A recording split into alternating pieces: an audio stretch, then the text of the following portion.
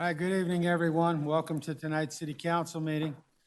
I'd like to be the first one to apologize for allowing the URA meeting to go longer than anticipated. So please accept our apologies that this meeting is starting later than expected. Call the meeting to order. Will the clerk please call the roll? Mayor Ford. Here. Mayor Pro Tem Teeter. Here. Councilmember Madera. Present. Councilmember Frank. Present. Councilmember Davis. Present. Councilmember Douglas. Present. Councilmember Huseman. Present. Councilmember Hurst. Present. Councilmember Horiola. Present. Mr. Mayor, you have a quorum. Thank you. For the record, everyone's here this evening. I'd like to ask everybody to stand for a moment of silence, followed by the Pledge of Allegiance. And tonight, please keep in your prayers the friends and family of the 16-year-old boy that was killed in a auto accident in off 120th.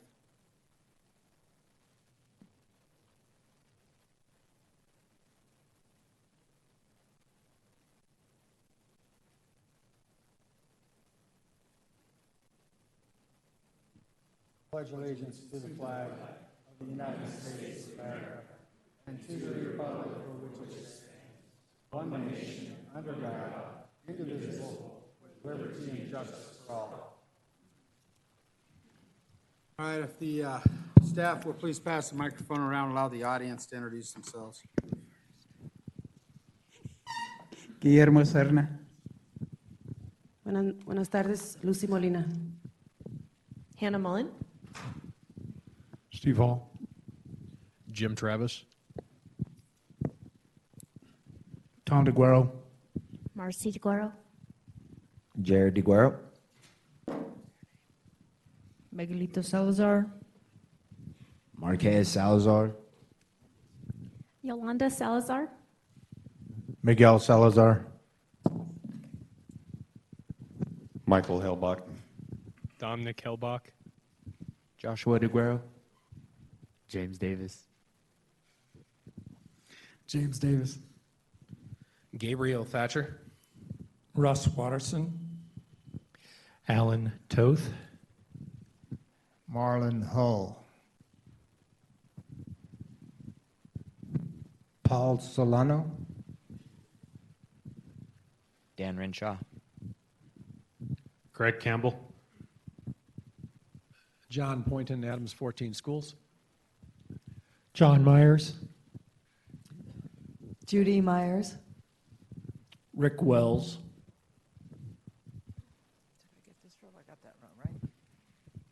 Kelly Morgan. Luke Coates. Rick Barrett.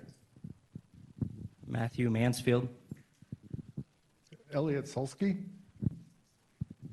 Cheryl Karstens, Finance. Jenna Lowry, City Manager's Office. Rana Sanchez. Ron Bruce. Sean Cuevo. Susan Noble. Lisa Goodmanson. Judy Doris. Megan Grimes. Esteban Romero. Floyd Trio. Donnie Trujillo. Harvest Thomas, Adams 14, Board of Education. Kavika Berthollet. Ed Balderas. Nick Klebenstein. Jason Grubb. Ryan Seastrom. Charlie Barrett. Danette Barrett. Suzanne Cabral. Is it really necessary to be recorded saying our names? Why is that gentleman over there recording everybody saying their names? I'm feeling like it's an intimidation by oil and gas. Cody Doan. Nicole Down. John DuPriest. Reagan Dean. Marianne McGeady. Richard Dean. Roger Hollard. Kim Herman. Lexi Torres. Spencer Crouch. Patty Vara. Amanda Demarest. Brian Kane. Craig Fichette Del West. Joe Delzato. Dustin Case. Katie Berry. Seth Berry.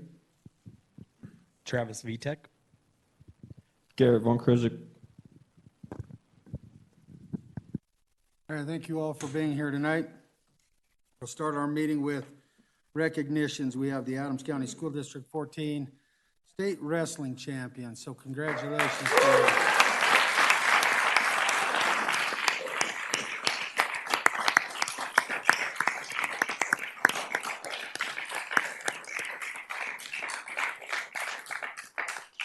We'd like to recognize the team members and the coaches from Adams City High School Wrestling Team.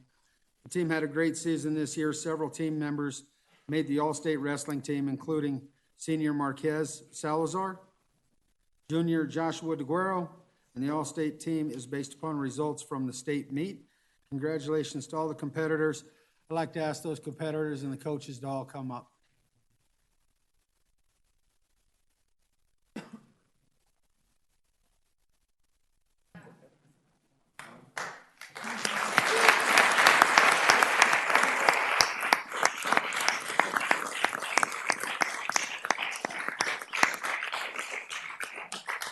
To the coaches, do you have anything you'd like to say? Yes, Mayor Ford and esteemed City Council, thank you guys for having us here tonight. It's a great honor to get this recognition from the city for all the hard work that these guys do. We just get to show up and, you know, be there. They put in all the hard work. You know, just to go around the room, we have two seniors. We have Dominic Helbach, who is a state qualifier, took fourth in regionals. Only the top four in the region qualify for state, which is a great accomplishment. And then I'm going to go to the juniors here. We had junior James Davis, who took third at regionals, is also a state qualifier. It was awesome. And then we had Joshua DeGuero, who is going to be a senior next year as well with James. He took second in state runner-up. And then we have our senior Marquez Salazar, who is our 160-pound state champion for Adams City High School.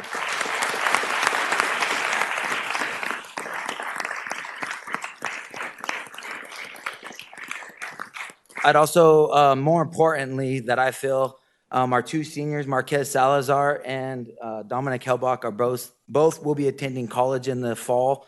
Dominic Helbach will be going to wrestle for Adams State University in Alamosa, Colorado, and Marquez Salazar will be going to Loras College in Iowa.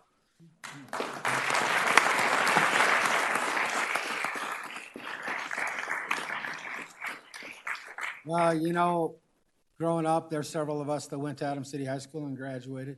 We've always had exceptional wrestlers, and this is just a continuance of what we've known growing up in this community. But don't sell yourself short. They bring the physical ability, but without you and Mr. DeGuero backing them up and giving them what they need to how to use that physical ability, don't sell yourself short. You guys are great coaches, and we appreciate you being part of our district. Very much. All right.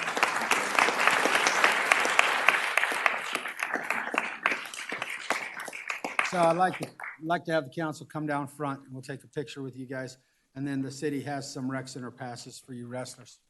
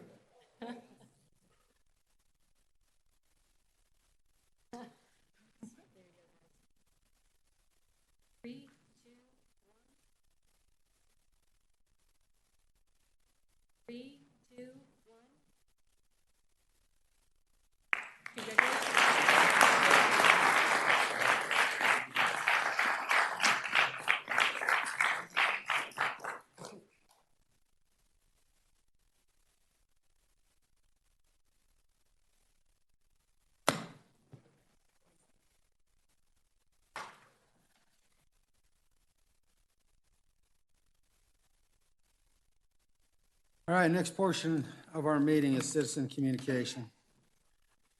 Per our policy, citizen communication is the time on our agenda for the public to address the council on businesses and affairs of the city. If you're here to speak on an ordinance or resolution that is not on the consent agenda, please wait until that item is called. The city council is not able to hear any comments on land use matters that are before or may come before council. Please reserve those comments for the appropriate public hearing. Please give your name and address for the record and keep your comments limited to 3 minutes, and thank you. All right, I'm start at the top of the list. Jim Travis.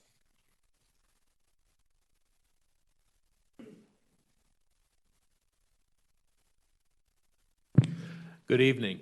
My name is Jim Travis. I live at 10233 Salida Street in Commerce City. I've been there since about 2011. I'm the president of a privately held fabrication company. We supply products to the oil and gas industry. This past Monday, a week ago, we celebrated our 100-year anniversary. We have a lot of our employees that helped us achieve that milestone. They live in Commerce City, and they've lived in Commerce City for decades, and they've worked for us for a long, long time. And I'm speaking here on behalf of those people tonight, and I'm here to urge you to vote no on an oil and gas moratorium. The last 18 months, this state has seen a roller coaster when it comes to oil and gas. 18 months ago, our business was very strong. We had a nice backlog. We had good margins on our work. We were hiring people, and the wages inside our company were raising across the board, everything that you wanted. Prop 112 came out. Projects were put on hold to see the outcome of a pending election. The election happened. 112 was absolutely crushed at the ballot box in November. Projects started moving forward again until 181 happened. Sadly, many of these projects never did reach fruition because 181 basically shut them down, and they're no longer on hold. They've been canceled. Vast majority of these projects are no longer on the books. I've spoken at several of these events in the past throughout the state, and at each meeting I've heard many conflicting claims. You have some people on one side claiming with 100% certainty that climate change is man-made, and you have some people saying that there are long-term health effects with oil and gas, and they say that with 100% certainty. There's people on the other side that say with 100% certainty that it's a hoax and that there are no long-term effects. It's been my experience in my career that people that are 100% certain about anything are pushing an agenda, and that's true on both sides. What I can tell you with a very high degree of probability is that with an oil and gas moratorium, many Commerce City residents are going to lose their jobs, and some people shrug at that statement and think, you know what, the ends or the means justify the ends justify the means. So I ask everyone in attendance tonight a very simple question: how long could you maintain your current standard of living if you lost your job today? And that's a very real reality for a lot of people. Some people, that just means they don't go out to dinner. Other people, that means they can't buy a winter jacket for their kids. For some, that means they lose their home. That's a pretty big deal. Tonight, I want to ask each one of you to be a champion. Be a champion of the backbone of Commerce City. Be a backbone to the blue-collar men, women, and children that live in this city. Do what champions do. Protect those they care about, and vote no on this moratorium. Thank you. Thank you. I need to ask the city clerk before I call up the next person. We getting this timer figured out? Perfect. Thank you. Jason Grubb.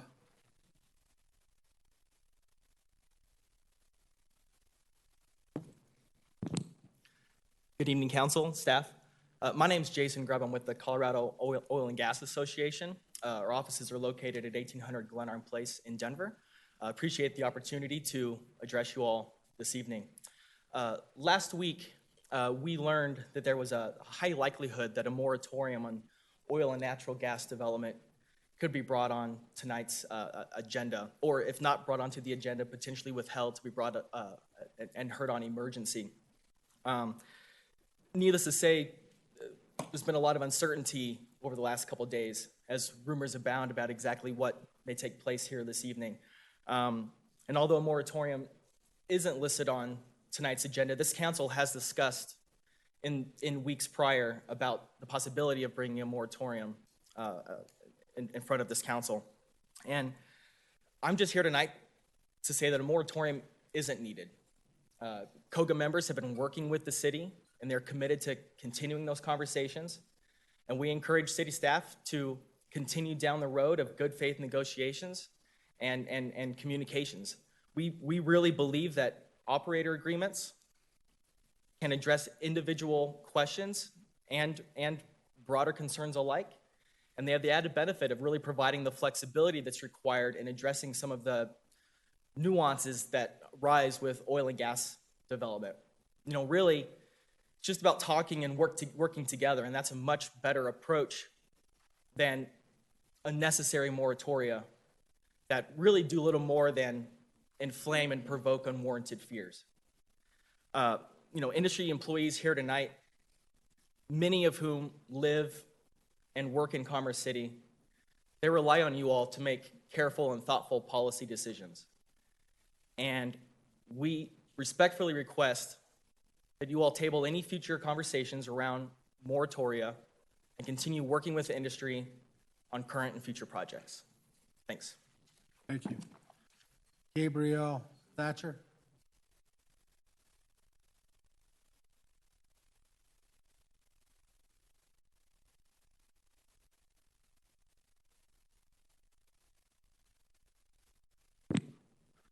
Hello, I'm Gabriel Thatcher. I'm at 11841 Joplin Court in Commerce City here. I've lived in the Highlands at Buffalo Run development for the last 10 years. I'm a graduate of the University of Colorado at Boulder in electrical engineering. I've been working in the power industry and for the last 15 years. And I currently own a business here in Commerce City, GT Electric Solutions, and I provide services for oil and gas, and that makes up a small percentage of my income, 20%, I would say. Right now, I want to talk to you guys about the safety and health of oil and gas. These are where I'm going to direct my remarks.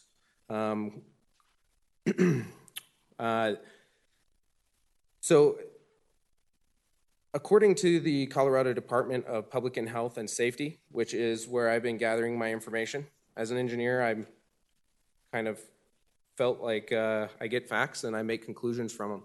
So I'm a homeowner here that is looking at what's going on in Commerce City, and I want to be involved. So I wanted to form an opinion. So I went to our state website where we can get this information, and I went through it and found some information, and I want to share that with you guys. So in these reports, they measured air contaminations, and the resultant that they found was that the concentrations are below short and long-term safe levels of exposure for non-cancer health effects, including sensitive populations. Benzene, formaldehyde, and acetaldehyde is 4 times lower than short and long-term non-cancer health effects found around drilling rigs. Overall, available air monitoring data suggests low risk of harmful health effects for combined exposure to all substances. Exposure to all substances, exposure to possible byproducts. There are no substantial or moderate evidence for any health effects caused by 27 different health safety concerns that were tested by the Colorado Department of Public Health and Safety. Work-related deaths, we're talking about health and safety of this industry. Work-related deaths are totaled 77 in 2017, which is down from 2016. The fatality rate also decreased in government work as well. And one of the, and that's important because... I have to stop you there. Thank you for coming in. Thank you. Alan Toth.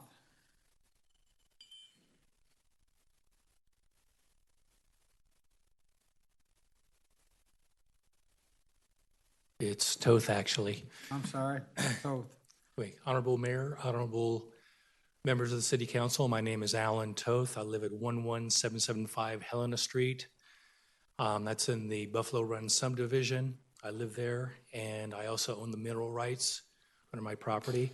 And I'd like to speak to you tonight about the benefits of allowing oil and gas to horizontal drill in Commerce City.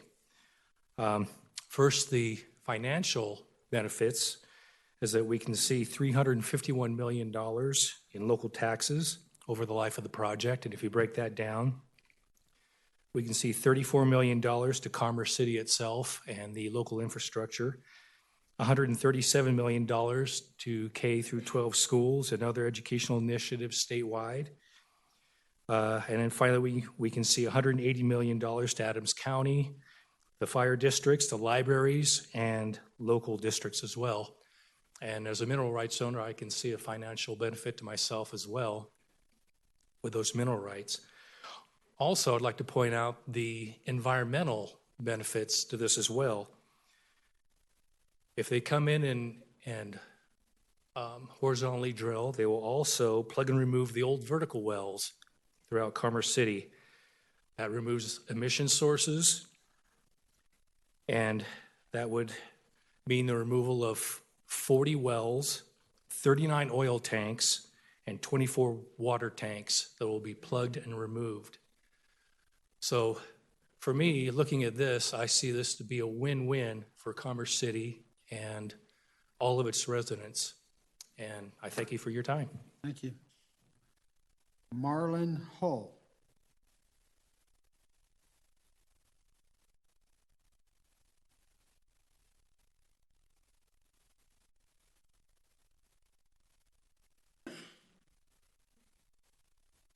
Hi, my name is Marlon Hull.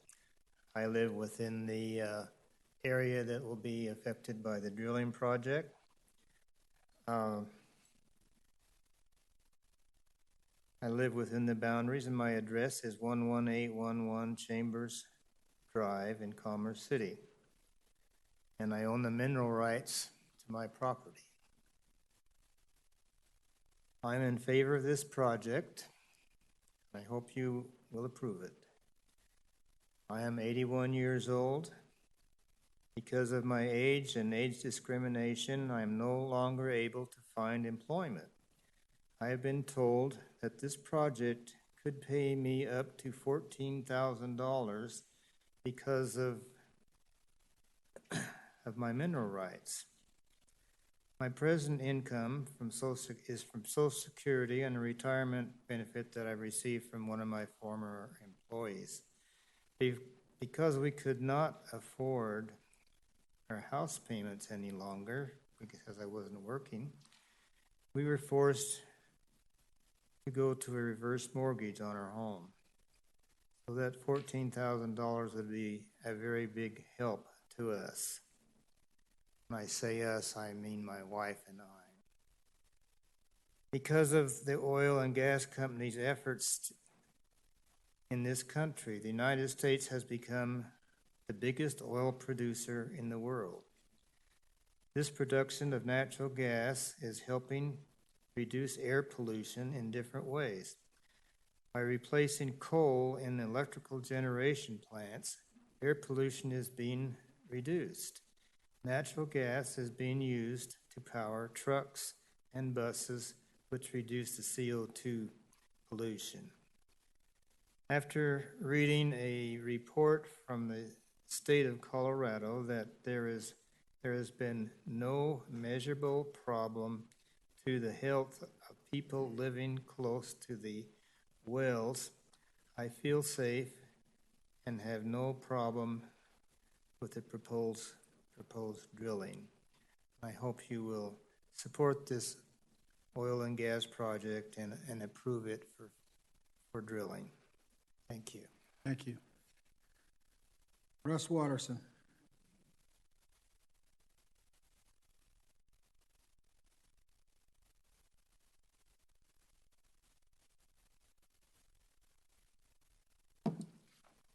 My name is Russ Watterson. I'm the president of the Villages of Buffalo Run Homeowners Association. My address is 905 West 124th Avenue in Westminster, and I have a home in the Buffalo Run subdivision at 11259 Kalispell Street. I might add that my daughter also owns a home on that same street. I am here to address you in behalf of those 556 individual mineral rights holders within Section 5 where the villages at Buffalo Run are located concerning oil and gas activities within the city. As you've already heard from members and mineral holders from the association I represent concerning matters of health and safety and economics involving over $200 million flowing to Commerce City and Adams County fire, library, and local districts, and the sharing in the statewide K through 12 districts of $137 million. You've also heard of the importance of mineral rights income to people of retirement age. Although I do not represent the residents of the River Run community, it appears that approximately 1,000 of them own mineral rights. We certainly all remember that in the statewide vote of the citizens of Colorado just last November concerning oil and gas restrictions resulted in a 59 vote against and a 41% for Proposition 112. The Adams County Clerk and Recorder states that the voting in Commerce City's 34 precincts resulted in not a single precinct voting for Proposition 112 in a 60.30 to 39.70 defeat, with 7,440 voting for and 11,299 against. Wouldn't any discussion of a moratorium here necessarily address the same matters as those that the Buffalo Run residents have mentioned here tonight? It seems that the people of Commerce City have spoken clearly and decisively about the direction of oil and gas here. During the years 2000-2005, my wife and I gave nearly 8,000 hours of volunteer uncompensated service as primary leaders of a church congregation serving both English and Spanish speakers here in Commerce City. We did baby blessings, youth activities, weddings, funerals, with major emphasis on youth ministry. We provided for food, clothing, shelter, and money to pay bills. Later, we served the young adults of Commerce City, Brighton, and Thornton for 3 more years. We helped clean up the Commerce City area affected by the 2013 floods and other projects around the city. Would a moratorium truly serve the city and its residents, or would it be like a few state legislatures who within 6 months overturned the will of the people and changed the course of a primary industry? What would a moratorium in Congress? I'm going to have to stop you there, Russ. Okay. Thank you for coming in. Thank you. Greg Campbell.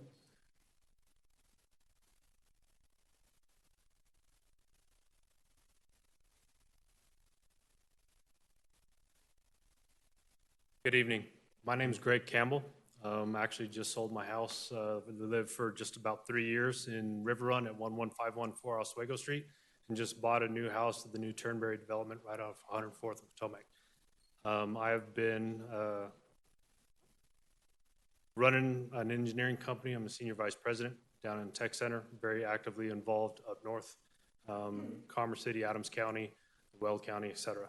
I'm a father and a husband who is very passionate about the growth of this area. And that's why we've just purchased a big property here.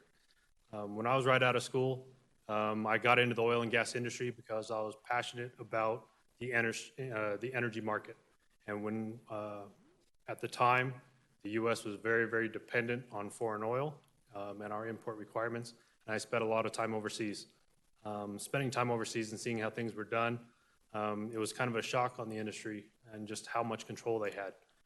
When the technology started advancing and we started getting shale capability plays, horizontal drilling, and the technology came up to where now you can produce the oil and gas, but now in a safe and health manner, I was all on board to start actually spending time with my wife, moved back to Colorado, and have really enjoyed the advancements that we are continually having. One of the things that I'm here today is to represent the 105 people that we have down south. that are working every single day to concentrate on health and safety on the engineering market. As part of our aspect for engineering is how do we make things safer? How do we reduce emissions? How do we go to emission-free systems? And the way the technology is advancing, because of the capital that is put into projects, this is allowing us to get there. And so all that I would request is that on any discussions on moratorium, please vote no. Allow the industry to continue to grow, to continue to be safer, and help our economic development. Very much appreciate your time allowing to hear my voice tonight. Thank you. Thank you. Luke Coates.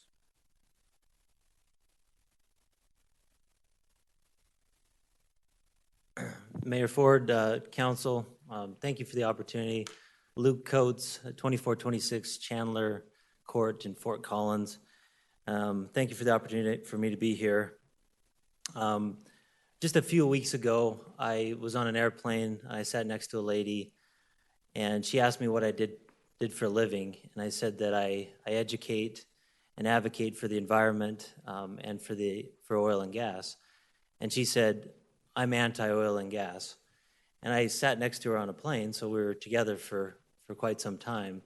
And I said, if you don't mind, if it's okay, I want to learn from you. I want to hear you, and I want to understand the way that you feel. I'm not going to say anything. I just want to take notes and ask you questions. And so I listened to her for a long time. She's a great person, and I learned some things. One of the things, and the most important thing that I learned, was that we want the same thing. We really do. We want a healthy, we want health. We want health to our citizens. We want healthy people in Colorado. We want safety. We want our workers to be safe, and we want our communities to be safe, and we want to improve the environment. Colorado's growth and prosperity has been amazing. In 2000, there was 4.3 million people that lived in Colorado. In 2013, it increased by 1 million. It's been amazing growth. From 2013 to 2019, it's increased by another 700,000 to 5.8 million people in Colorado. It's been amazing what's happened in Colorado. At the same time, the oil and gas industry has reduced emissions by 46%. We've worked hard to reduce emissions. In 2014, there were 70 rigs in Colorado. Today, there's 31. Our footprint is smaller, our impact is less. We're reducing emissions. I have sympathy for health problems, for chronic health problems. People that have health problems, I have sympathy for that. There's an increase in population, and one of the highest growth population areas is Weld County, where the majority of the production is being held. 11,000 homes, in the range of 11,000 homes over the last year. People are flocking to those communities because of the opportunities and to live and to grow with an industry and their families. I have 4 children myself. The environment is important. We want to improve the environment, and natural gas consumption has significantly improved the environment across the globe. We want to continue to be safe, have health, and improve the environment. So I ask you to talk to us, to talk to both sides. Let's come together and come up with solutions. We have many people that are willing to help, and I appreciate your time. Thank you. Garrett, Ron Krosking? I'm going to mess that one up. Anyway. I probably already just That's fine. it. Thank you, Council. My name is Garrett Von Krozik, and I'm a resident of Commerce City on 121st Street, and I'm employed by Patriot Well Solutions. I'm proud to say that I'm energy strong. I graduated from the University of Wyoming with a degree in petroleum engineering and a minor in biology. People like me and many of the others here tonight help provide not only oil and fuel for vehicles, but also electricity, medicines, asphalt for roads, paints, plastics, solvents, and everything to allow for a functional modern society. The current state and city policies across Colorado of implementing a spiderweb of incomprehensible moratoriums, regulations, and guidelines to handicap Colorado's most important industry are putting the careers and livelihoods of not only oilfield workers, but also the construction, support, retail, real estate, finance, and transportation industries at risk. In the energy industry, we are not opposed to rules. We just get frustrated when everything has a different set of rules. Nobody can explain them, and they change day by day. We're sacrificing, by allowing a moratorium, we would also be sacrificing our oil dependencies, our oil dependence, and setting a dangerous precedent for future government control and private industry. We would also be turning our energy industry over to places like China, which extracts 90% of the world's rare earth metals for solar panels with little to no regulation. I hope Commerce City understands the significance of oil to our community and our world and votes down this dangerous moratorium. Furthermore, I'd like to just emphasize that oil and gas has been pioneering innovations in carbon capture and carbon sequestration. And just to extend on what Luke was mentioning, if you consider yourself environmentally concerned, such as me and, as Luke was mentioning, other people in the oil and gas field, you definitely support oil and gas. You know, we're, like I mentioned, we're one of the most innovative technologies out there. We've been stated, and it's clearly been demonstrated, that we are Colorado's most important industry. And we're not only innovating for our own industries, but we're innovating for the environment, we're innovating for safety, we're innovating for medicine, and just across the board, we're making life in society modern, a healthy, productive place to live for energy professionals and society as a whole. And that's not even accounting for the millions of dollars that we give and donate and then give to government, of course. That's just a subsidiary. But thank you for your time. And thank you. Matt Mansfield.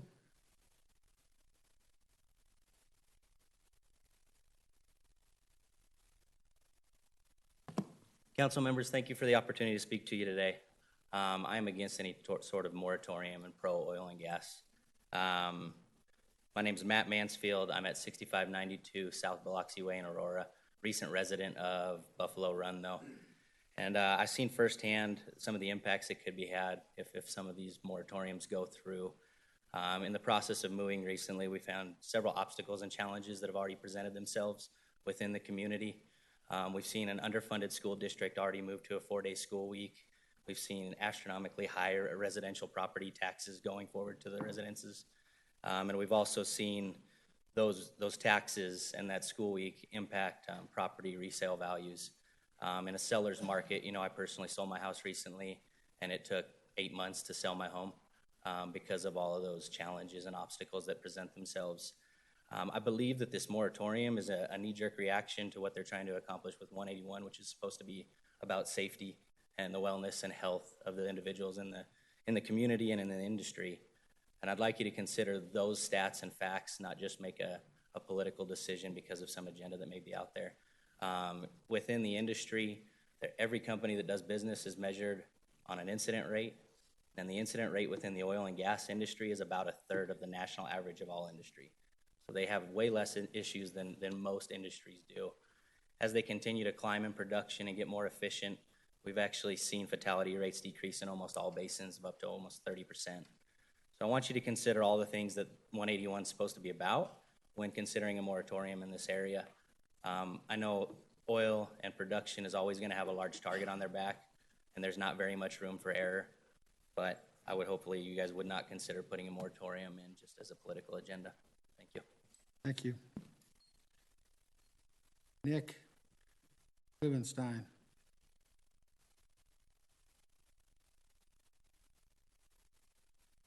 Good evening, Mr. Mayor, Council. I'm at 14178 Sunblaze Loop in Broomfield. Having come from Broomfield, I thought I had seen it all in the summer of 2017. I saw an ill-conceived recall effort for a term-limited city council member. I saw council members badgering and bullying businesses both in the oil and gas industry and out of it from the dais. I saw activists being escorted out of the chambers by the police. But 4 weeks ago, I couldn't believe what I saw, that a 6-month moratorium was proposed at a meeting and voted upon in some of the council and the mayor's absence. That was brand new to me. This is obviously agenda-driven rather than data-driven. It is being decided on emotion rather than logic. And the most tragic thing is it is turning neighbors against neighbors. This is something that is demonstrating the worst of politics on a topic that shouldn't be political at all. We all use energy. We all need energy. We can get energy safely, which is what the operator would like to do. Unfortunately, this has become a political hot potato, and I hate to see this council go through the very worst of politics.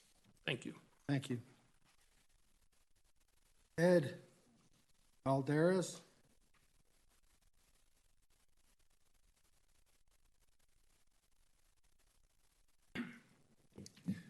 Good evening, Council. My name is Ed Balderas, 11780 Ash Street in Thornton. I'm just here to talk about what's going on and also to represent some of the people that couldn't be here. I'm a small business owner in the oil and gas industry. We provide engineering and design services for the oil and gas companies. We work with construction companies, contractors, and vendors. And I like to say that as an engineer and working on the engineering side and having to go out to the field, to these job sites, I could tell you that we use the best design practices to design and build these sites. A lot of things are taken into consideration in our design practices: environmental, construction, operations, monitoring, and also everything else that goes into spending on these sites that we don't see: permitting, dealing with local governments, state governments, and all that's revenue that comes from these oil and gas companies that are investing into building these sites. A lot of that money is used very well, and sometimes it's not. But that's another point. What I want to say is that I've had the opportunity to talk to clients, contractors, the labor workforce, who work in the oil and gas industry around the state of Colorado. Many of these people work in other communities, but they live in communities like Commerce City. Their money comes into Commerce City, it circulates, it creates an economy. Although Commerce City does not have a lot of oil and gas, like, let's say, Weld County,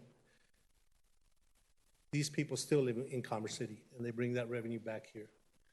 Having a moratorium here is not only going to affect Commerce City, it's going to affect other areas. So you guys have the word communication up there. All we're asking is to keep the lines of communication open, listen to these people, get informed, understand what it takes to build these facilities, understand how they work, subsurface, above surface, the environment, and understand what these companies are investing to make these sites safe. Health issues are always going to be around. Oil and gas is going to have incidents just like any other industry. But there's other dangers when we don't get informed. If we don't get informed here at the city council, it could be more dangerous when we start shutting down an industry that's provided very well for the state of Colorado. Thank you. Thank you. Seth Berry.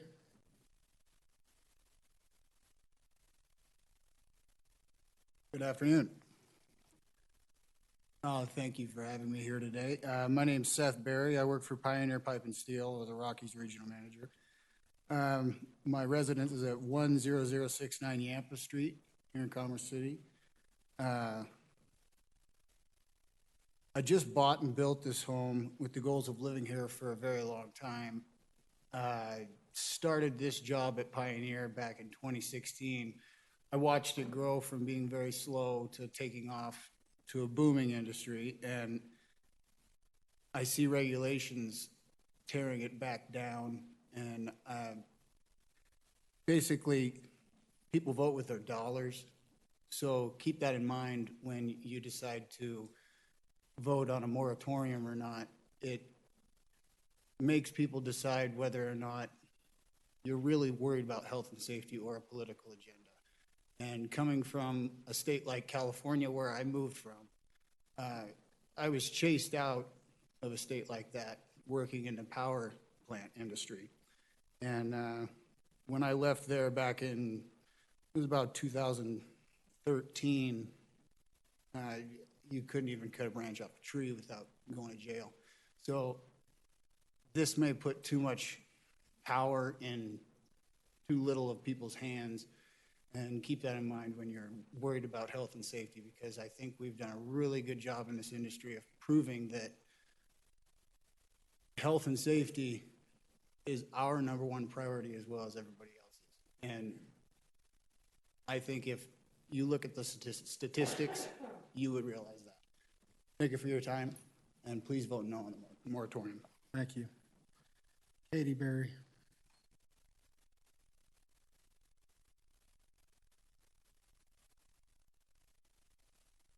Hi, my name's Katie Berry, and my husband Seth Berry works for Pioneer Pipe, and I'm actually a stay-at-home wife, and we just bought and built our home in the community of Reunion in Commerce City with the goal of owning our home here for many years to come, with my husband selling oil and gas pipe.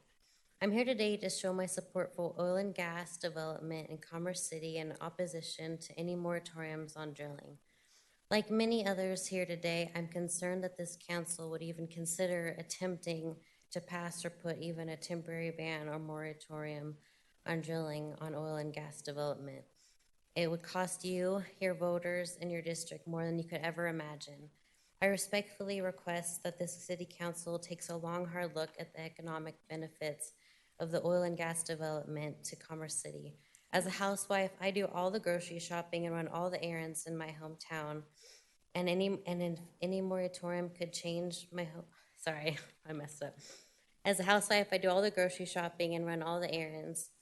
And any moratorium could change my mind and where I spend my money. I have no problem at all driving to Weld County to support their community or online shop and do anything I can to support people and communities that support oil and gas. So thank you for your time. Travis Vita? Is it Vita? Close. VTEC. Okay. Mayor, council members, I'm here to speak to you on more of a personal note tonight. Before I get started, I'd like to also say congrats to the wrestling team. Come from a wrestling community myself, so big fan of seeing that, announced. I work for a wellhead company. So for those of you who don't know, real quick, just get your name and address for the record. Oh, sorry. It's Travis VTEC, and I live in Fort Collins, Colorado. Former employee of a Commerce City business, 3924 Bingham Hill Road. Thank you. Thank you. Again, so I work for a wellhead company, and we started about 3 years ago, and right now we currently have about 62 employees. Those 62 employees right now are looking at everything happening here in Colorado, and they're worried. That's 62 families. The Senate committees, the House committees during 181, I wrote speech after speech on getting up here and speaking, and I wanted to talk on facts and points, and this is what this fact is, and this is what this fact is. The American Lung Association, you don't even see oil and gas communities ranking in the top 25 polluted cities. I wanted to talk on all that, but it seemed like every time I talked on that, it never hit anything. The facts were there, but it never just stuck. I'm here to hope that if a vote were to come to be on a moratorium, that we would vote it down. And the reason for that is because if health and safety were a factor, I would be firsthand involved with that. I work more than 4,000 man hours a year, directly involved with drilling all the way to the completion of a well. Nobody touches a well more than I do, more than my guys do. I'm perfectly healthy. I participate in the communities. I participate in softball, sports, you name it. I'm involved. But now I have to be more involved for people that I wake up for every morning. People are getting concerned throughout the state of Colorado. And what I'm asking here tonight is not just a no on a moratorium. I'm asking you to reach out to other communities too, to help understand that what we're doing, it's safe. We're not affecting other people's health. I don't know why anyone would think that the state we live and work in with our families, we would want to damage that. Why would we want to put our families in jeopardy? You know, I don't understand that. And so I wanted to speak on a more personal level tonight because I was tired of writing the speeches. I thank you for your time. And again, I do hope you vote no to any possible moratoriums. And one final bit, I do thank you for hosting this on a Rockies travel night, so I didn't have to miss the game to be here. Thank you, guys. Thank you. All right, Cody A.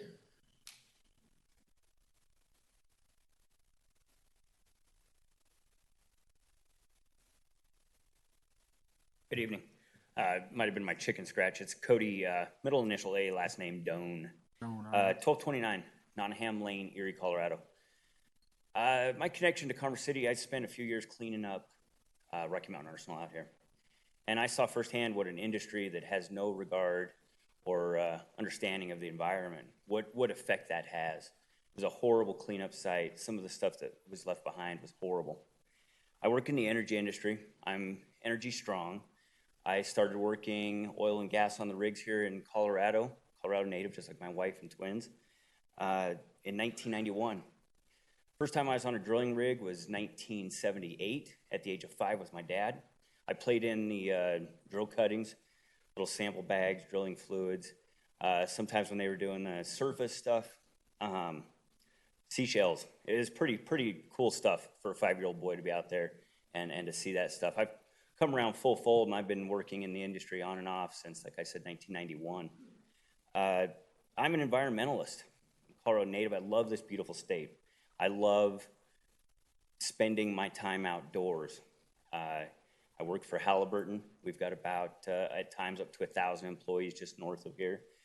Dozens up to hundreds of them live in the Commerce City area. A lot of them spend, as well as I do, spend our money here.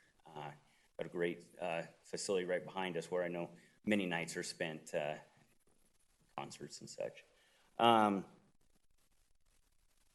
You know, for 5 years, I've been finding myself in front of a microphone trying to convince people what I do is safe or what the industry is doing is safe.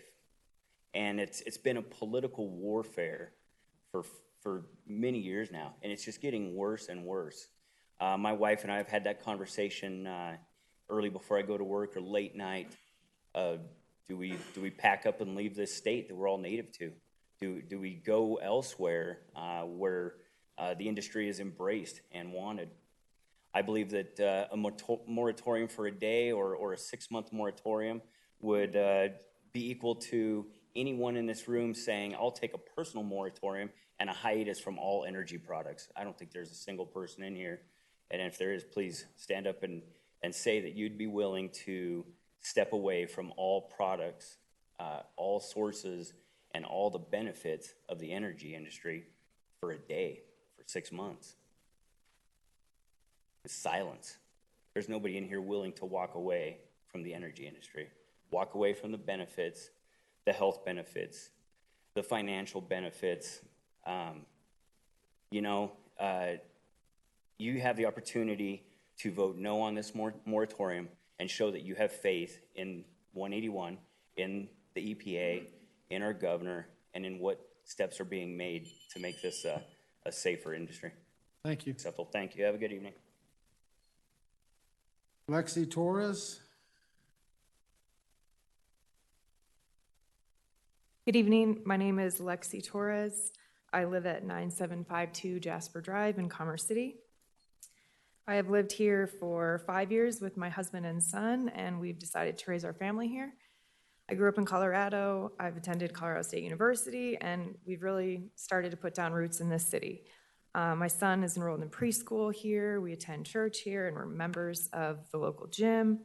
And we truly make an attempt to support those local businesses who choose to invest in our community.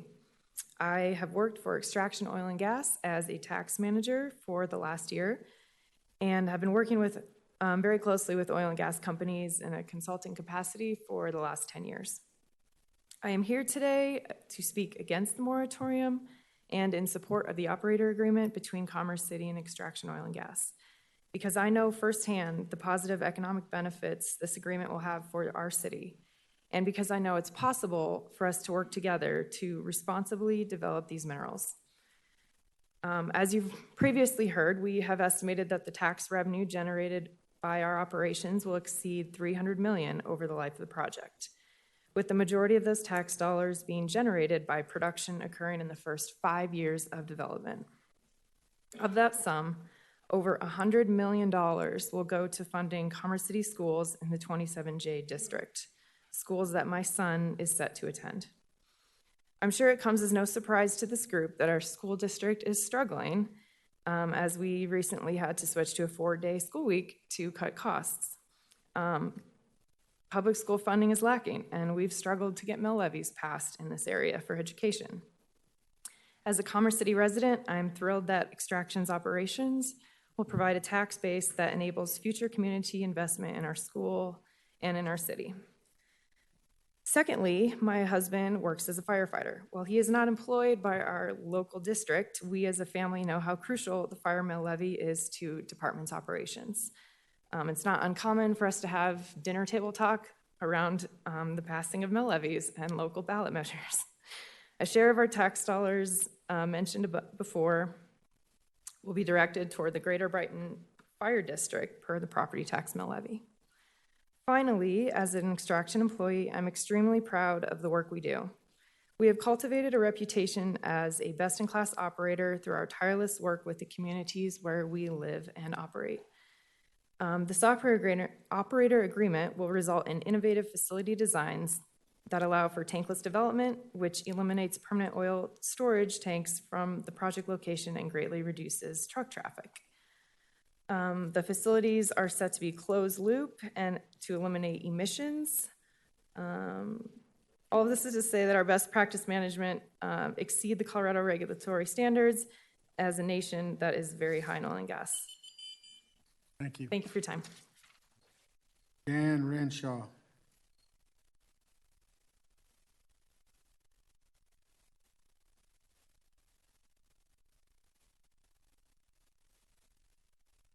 Good evening, Mayor, council members. My name is Dan Renshaw.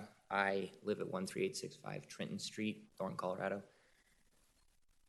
Just started last year. Up until then, I lived over here in Commerce City, 15 over in Frontera Village. The reason I'm here today is because most of my clients are unable to be here today. They work in the oil and gas industry. I'm a financial advisor.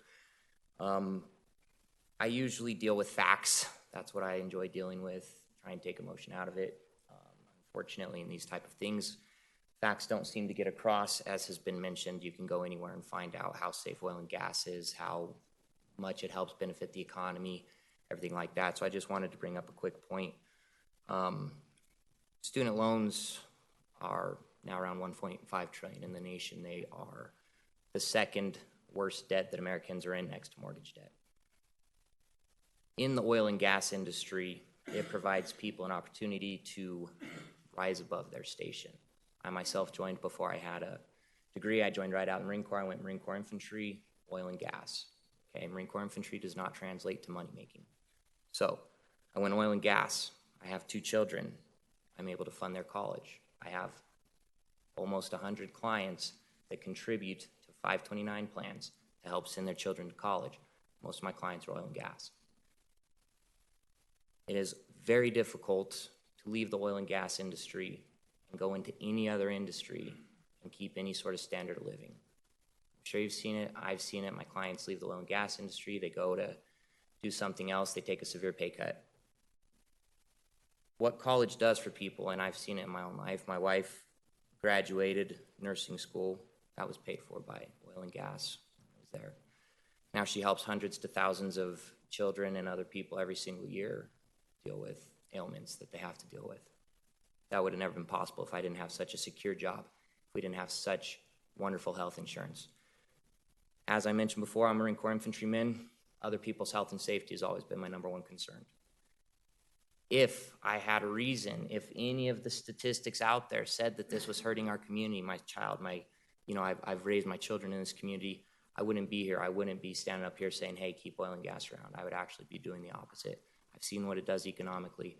I've seen what the hold of foreign investments. We have the EPA here. They don't have that in China. They don't have that in all these other places that are willing to import oil. And if you believe in global warming, or if you do not believe in global warming, that won't stop the oil from coming out of the grounds. We do it with regulation. We do it safely. It'll come out anyways. In other places in the world, they don't do it safely and they control the prices. So on a factual standpoint, the facts are there. Let's keep it strong. On an emotional standpoint, it helps families grow. It helps children get education that they otherwise would not have access to. Thank you. John Poynton.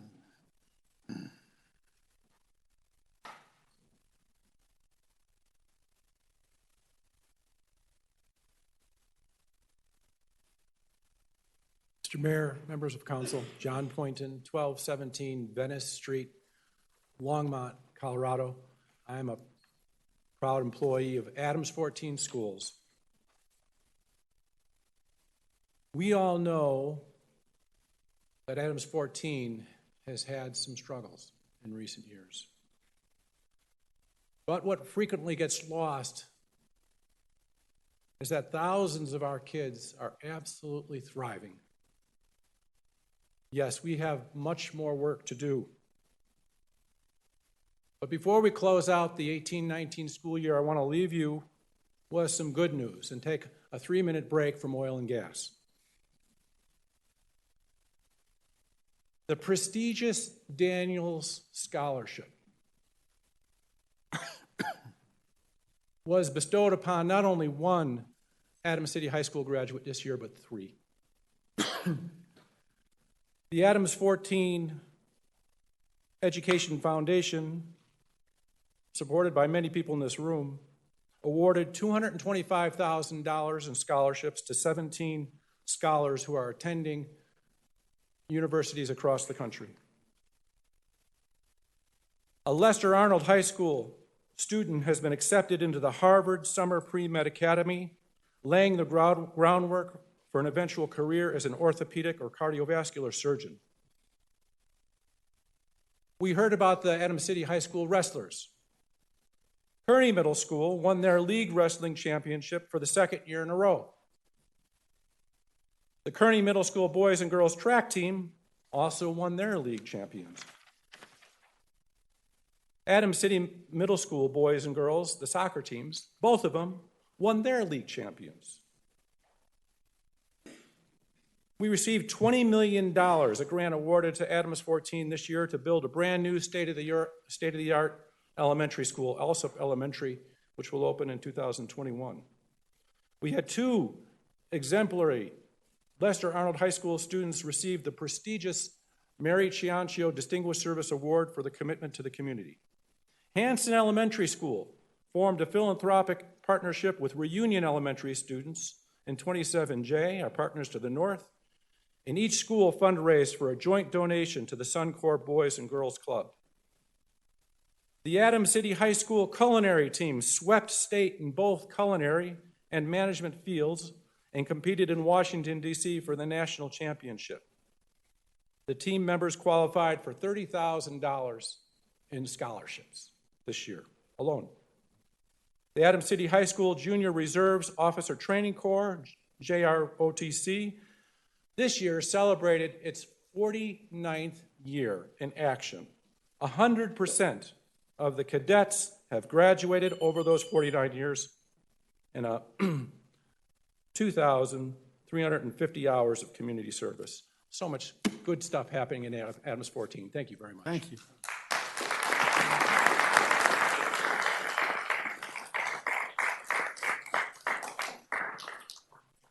Next, Susan Noble.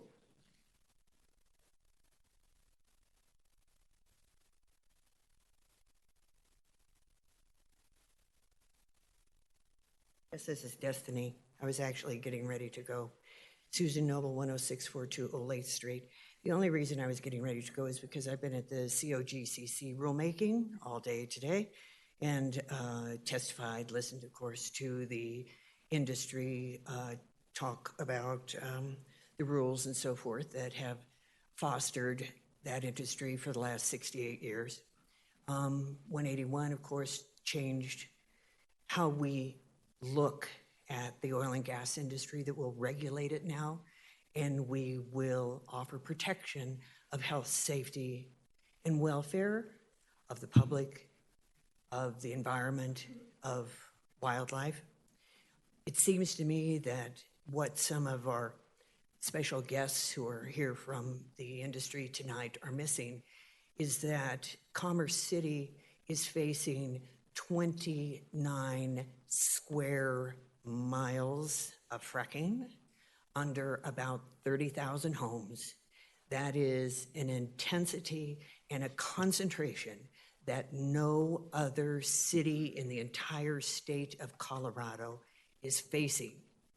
What you are looking at is an opportunity to establish rules and regulations that you weren't able to do in the past year when you said over and over again, we're preempted. You're not preempted now. You can, in fact, set the rules yourself. You don't have to negotiate because you get to set the rules. You don't have to make concessions because you get to set the rules. The gentleman who was taking the video of everyone in the room works for Extraction and is head of Energy Strong. I don't know why he was taking a video of everyone giving their names. That's an odd thing. Are you rewarded for being here tonight, or do you get in trouble if you don't? We have a lot of people who are now coming out of the woodwork who work in oil and gas who are really, really worried and don't want this happening to their homes in Commerce City. There's just too much coming for this area with 11 sites and over 300 wells. Thank you for your time. And now I'm going home and going on a camping trip. Thank you. Lucy Molina.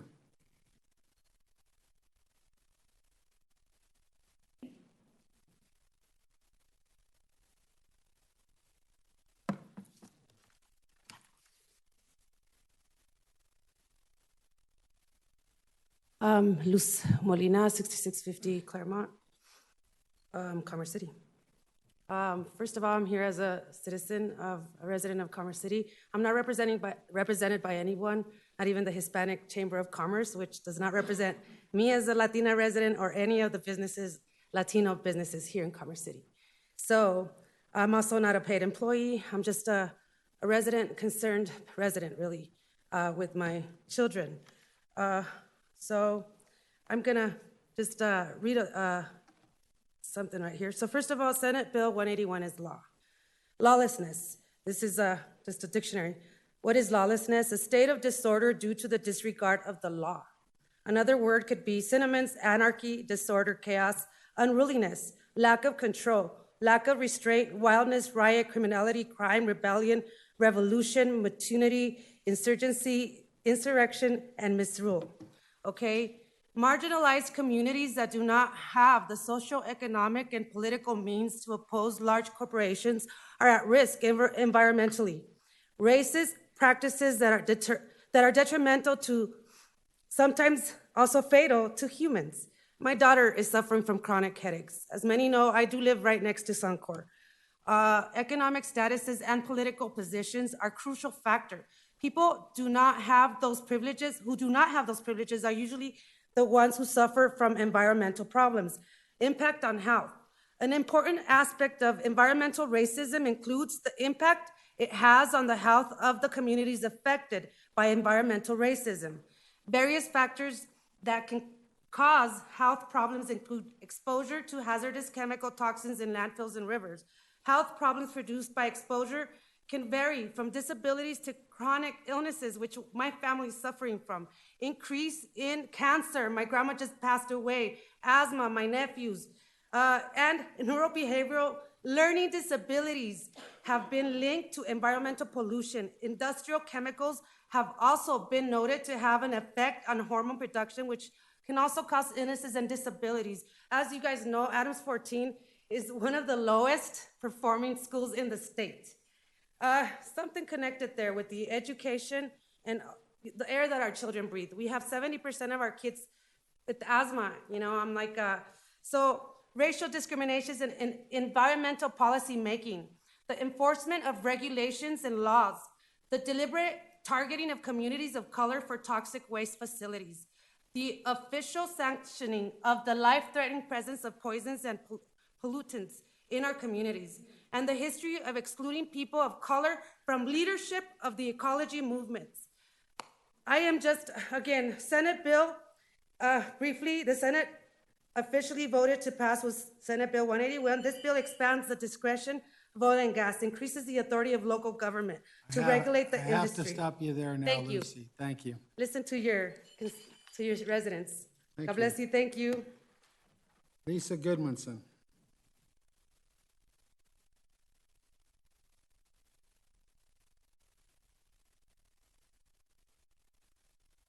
My name is Lisa Goodmanson, and I can email you my address.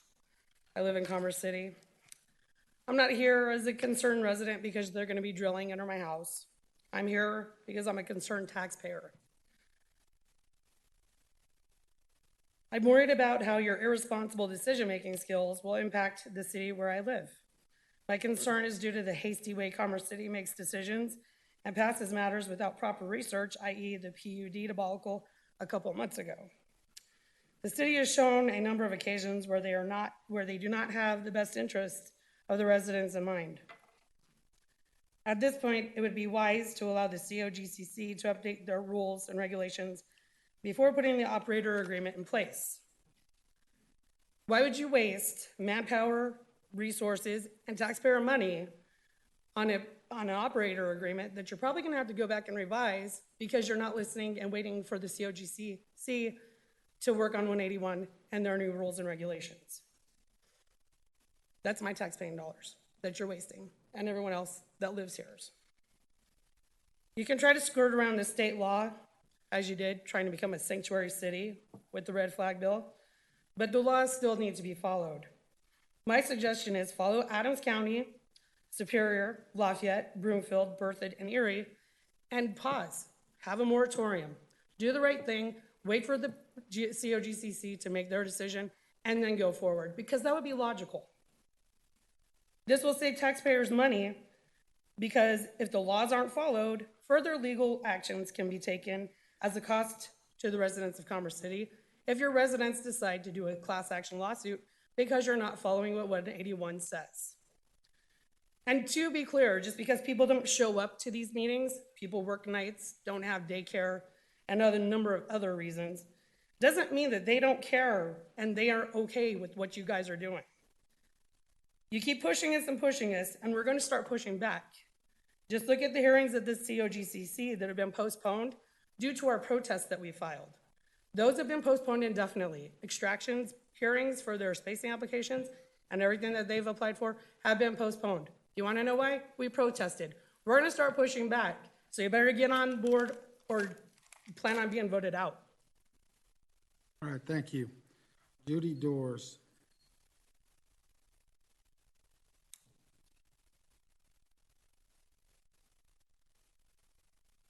Hello, my name is Judy Doris, and I live at 11882 Chambers Drive, Commerce City, Colorado. And first thing I want to say, the HOA president does not represent me. I speak for myself and my neighbors. Two, I want to know who thinks they're going to get $14,000 for mineral rights? Not. People that have already gotten money for mineral rights have only gotten $5,000, $6,000. The oil companies have to make so much, and then what exceeds that, they get a kickback. If I could get $14,000, hey, maybe I change my mind and say oil and gas is great, but it's not. I've lived, and I'm a native of Colorado, I've lived with the Rocky Mountain Arsenal problems, Suncor, which was the oil refinery in the past, which caused numerous deaths in the 50s and the 60s. Commerce City was always known as industrial. After all these homes came around and businesses, It looked like Commerce City was gonna get a facelift. What we are gonna do now is bring it right down to where it was in the 50s, 60s, and 70s.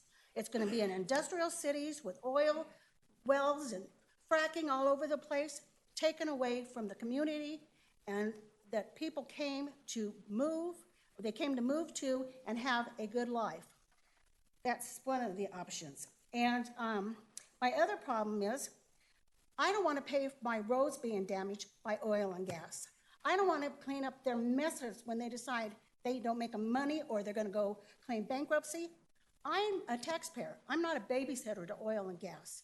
You come to my community, not by my choice, you better know, you better clean up your mess, you better know that roads need to be done, and I'm not paying for it. You guys pay for it. You want the oil and gas? You, councilman, you can pay for it.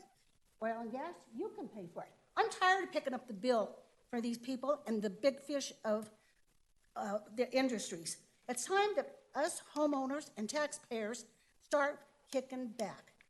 You want to frack? Frack away from the homeowners. Frack away from the schools. Frack away from churches. I don't care.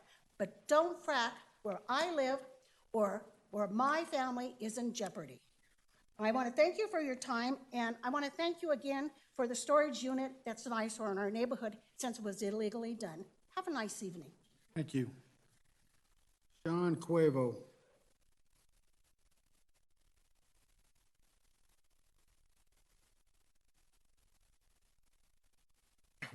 Good evening, Council. My name is Sean Cuevo. I'm a resident here in Commerce City. I live in Villages of Buffalo Run. I've spoken to this council several times before about my concerns about oil and gas operations in our city, citing numerous peer-reviewed articles and studies of the dangers of fracking near our neighborhoods, which I can happily provide to you if you would like to see them. I would love to discuss them with you in more detail. It is a privilege for me to be able to stand here before you tonight because, you know, my job ends at 5. I don't have any kids yet. We'll see. And then, I'm able to take the time to come out here. There are people that work 2, 3 jobs and they can't get their voice heard. So please consider that when considering the voices that aren't able to be here. Tonight, I urge you to consider a moratorium on oil and gas activity, and not to sign any regional operator agreements. Before 181, any operating agreements and best management practices were negotiated with the industry and were subject to concessions that don't necessarily put our health and safety first. Under the new law, the City Council is now empowered to require them to comply, to make sure that our health and safety is the utmost priority for this council. Without doing so, we are putting our city in a bad position. I'm very glad to hear that Extraction is committed to health and safety, and that a lot of these companies are. But a year ago today, Extraction's stock price was $14.69. Today, it is $3.68. That represents a 75% decrease in value. What if they go under? What if they decide to walk away because this isn't financially viable? What if they decide to sell the project to some other operator? Are you going to be able to enforce this operating agreement, these BMPs with this new operator? Are you going to have to do this entire exercise again, and I'm going to come here over and over again to talk to you? I mean, it's not realistic. What about the operators that haven't come to the table at all? Like, you have nothing with them, no agreements at all. Under the new laws, you can codify regulations in our city that protect us from all operators that want to work in our city, that in order to work here, you have to put health and safety of our citizens first. At the last council meeting, the council decided to make a statement by declaring the city a Second Amendment sanctuary, emphasizing that no one has the right to prevent us from protecting ourselves. So I'm asking you, let us protect ourselves. Please take the time to use this moratorium, to take the time to introduce, pass, and codify a set of regulations that all oil and gas operators must follow.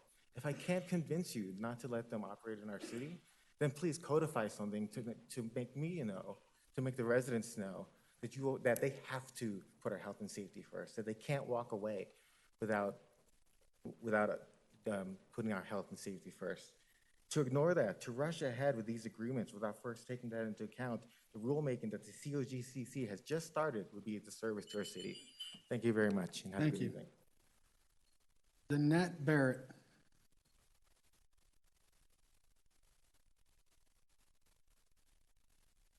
Good evening, Mayor and City Council. My name is Danette Barrett. I live at 15397 East 118th Avenue in Commerce City. And I want to echo what Sean just said. I think it's really important that you listen to us as citizens of Commerce City. We have stood up against extraction oil and gas because we don't want fracking close to our homes and our schools. We don't know exactly what health safeties are out there, health issues that they bring and what is out there. But what we do know is that the number of wells that they want to frack underneath our homes that we purchased and we moved out here. And I honestly moved out here because there wasn't all this oil and gas. I didn't move to Weld County. I didn't move to Erie. I didn't move to Broomfield. I didn't want to be around the oil and gas. And now I don't have that option.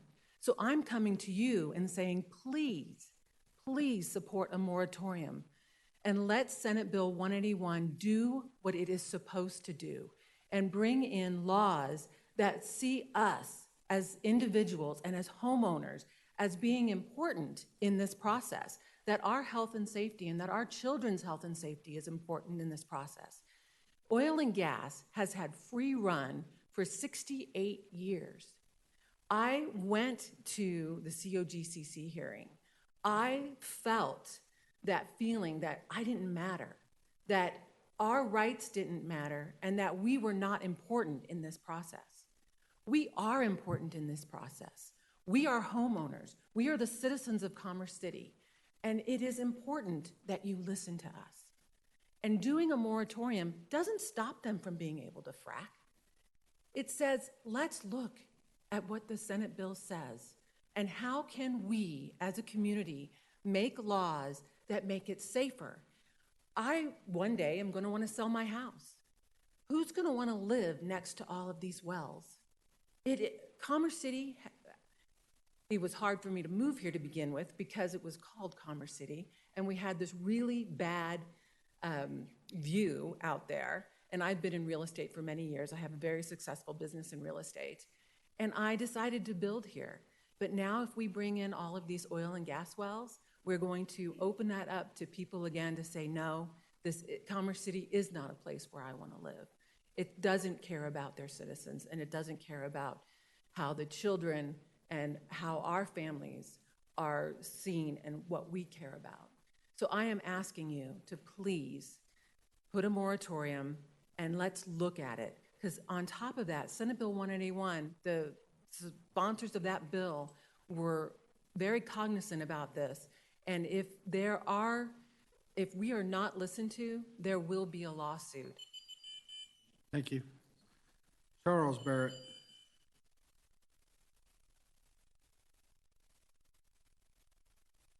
Mr. Mayor, City Council, my name is Charlie Barrett. I live at 15397 East 118th Avenue in Commerce City. And as the one gentleman spoke earlier and said, this is a hot potato, it most certainly is. Prior to Senate Bill 181, as mentioned, 68 years of the COGCC actually mandated to promote oil and gas industry in the state of Colorado. There was a reason. It was financially prudent at the time. After 68 years and sort of free reign, Senate Bill 181 was passed. And it was mandated, just adjusted the mandates and the priorities to be health, safety, and welfare of the citizens of any community where oil and gas industry wants to do business. Now, you heard about many businesses here tonight, many who were started because of the COGC regulations before. Many of them prospered terrifically, and now the priorities are changing. It's not to put oil and gas away, but the priorities are changing. The concentration of current wells in Commerce City is pretty extensive compared to every place else in the state. I'd have to question, where can you compromise when there is no top number of how many oil and gas wells are going to be in Commerce City? Do you want 9,000, 90,000? What's the number? Because with an infinite number, zero is the only place the opposition can go to come up with something in between.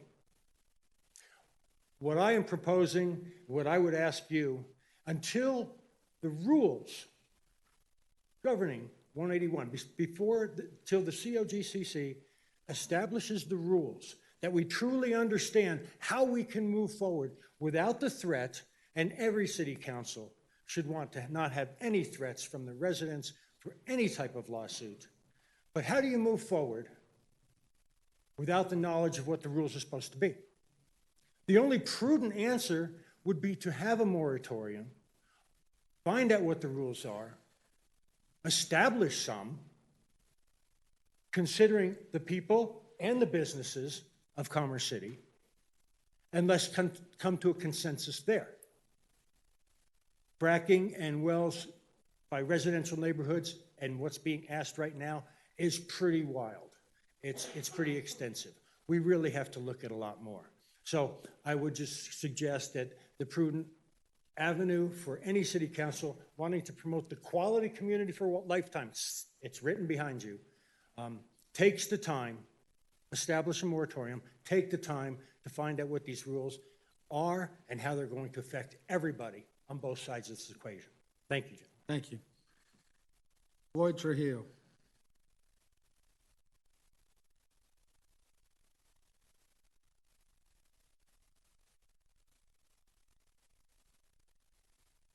Mayor Ford, City Council, thank you for allowing me the time tonight to speak to you guys about this topic. My name is Floyd Trujillo. I'm a resident of Douglas County, Colorado, president of Hispanic Energy Alliance, and spent my entire career in the oil and gas industry. My 85-year-old parents reside in Commerce City on East 68th Place, where I grew up, and both my brothers have homes here. I'm here for the citizens of Commerce City in support of their jobs, and low-cost, reliable energy for their homes. We forget that everything around us is based on oil and gas. From the energy used to power this room, to the cell phones in our pockets, to the clothes we wear. Over the years, the industry has been attacked by out-of-state radical groups who don't care about our neighbors, but only about forcing their skewed agenda on us. March of this year, I attended a meeting in Green Valley Ranch held by one of these groups. Some of the quotes include, "We need to keep pushing until oil and gas is gone from Colorado," by the group's second in command. The executive director stated, "If SB 181 passes, oil and gas is screwed and they know it." One of the craziest quotes, which I recorded, was from a self-described climate change activist that said, "If we keep drilling, lava from the active volcanoes in Yellowstone will come out from the holes drilled and kill us all." At no time was fracking mentioned. Why? Because fracking is a false narrative. We've been fracking wells for over 60 years in this industry.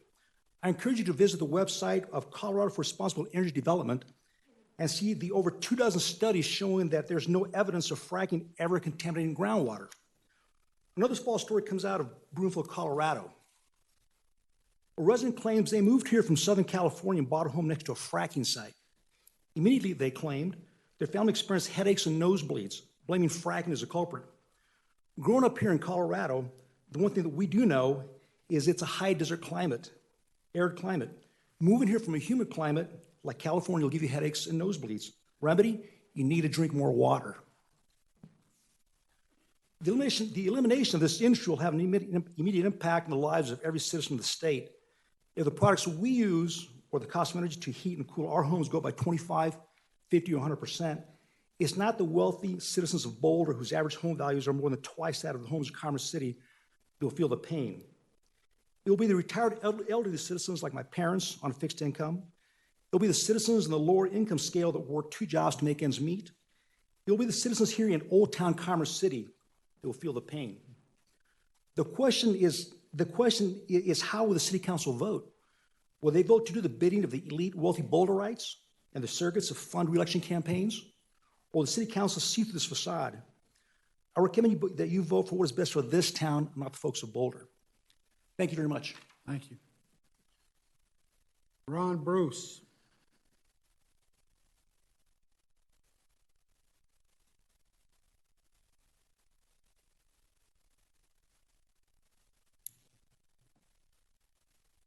Council, Ron Bruce, 15800 East 121st Avenue. Our group, North Range Concerned Citizens, as you can tell, they're a pretty intense lot. Take a deep breath. Well, we had the opportunity to attend the community outreach event at Frontier Park last week. It looked like it was a well-attended event, and we were very happy with the number of people who stopped by our table to find out about the proposed oil and gas development plan for the North Range. We'd like to thank Senator Moreno. Also, several of our councilmen stopped by and talked to us. We would welcome the opportunity to attend any future community events like that. It was astounding to see the lack of knowledge about the extent of the proposed development. And from the group that we talked to, in fact, only 2 men knew what horizontal drilling was. One was surprised to learn about the vast area of the North Range that the proposed development would cover, and the other just moved from Midland, Texas, and he was not surprised at all. This confirmed that groups like ours have to make a more concentrated and concerted effort to educate the public. And with that in mind, you may be hearing or seeing us in your individual wards. We will also be attending any public neighborhood presentations by oil and gas so that the public gets a balanced presentation. Finally, I would strongly urge that the council consider a moratorium. Thank you. Thank you. Awika? All right. I don't know. Yeah, and the last name's even worse, so I'm not even gonna try. Last name's the easy one. My name is Kavika Bertholet. I live at 860 West 132nd Avenue, lot number 173, Westminster, Colorado, 80234. And I'm here today. We'll take a break from the moratorium discussion right now, and I'm here representing the Adams County Executive Committee for the Republican Party.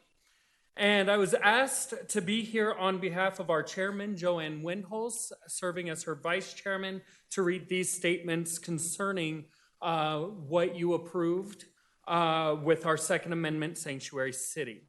So on this date, June 6, 2019, the Adams County Republican Executive Committee fully endorses the action taken by the Commerce City Council to be a Second Amendment sanctuary city for its citizens on June 3rd, 2019.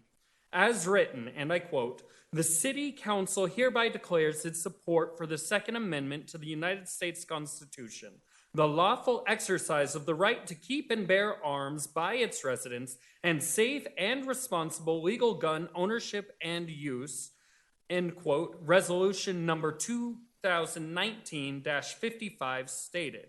And I quote, "Therefore, the City Council declares Commerce City to be a Second Amendment sanctuary," end quote. Commerce City citizens, Adams County, Colorado, presented their views to the City Council against the red flag bill that the state legislature passed and then signed into law by Governor Jared Polis.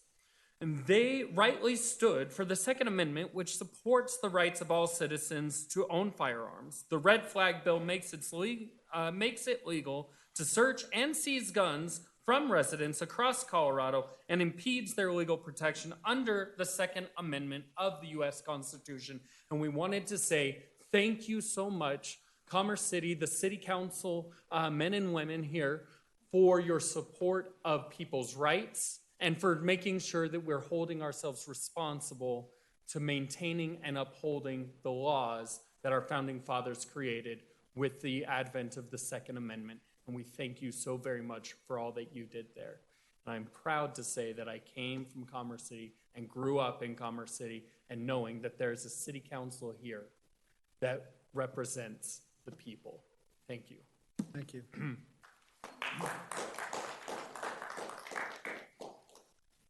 Rana Sanchez.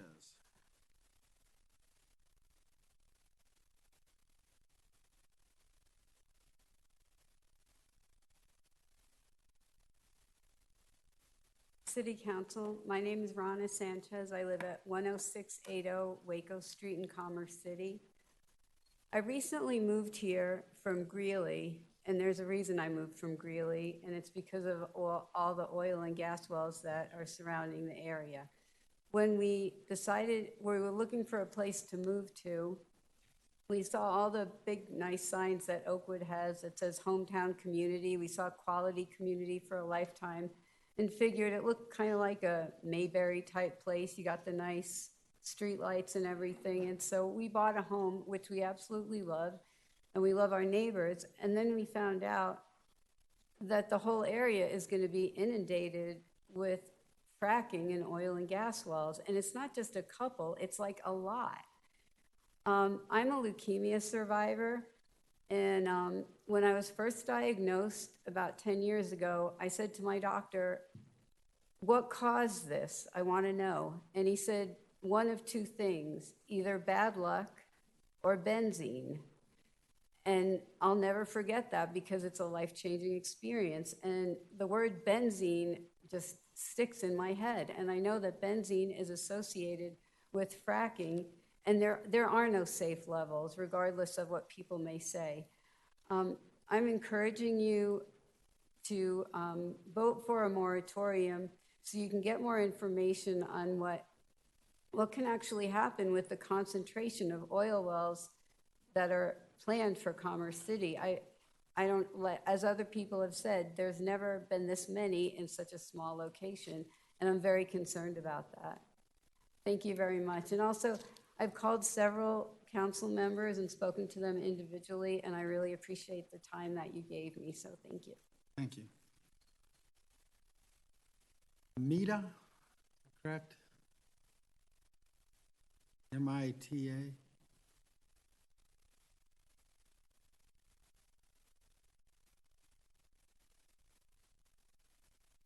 Mike.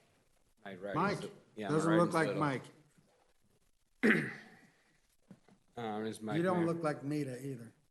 It's 2019. Anything's. It's Mike Mayer, 3575 North Forest, Denver. It's actually pretty relieving to be able to speak before midnight.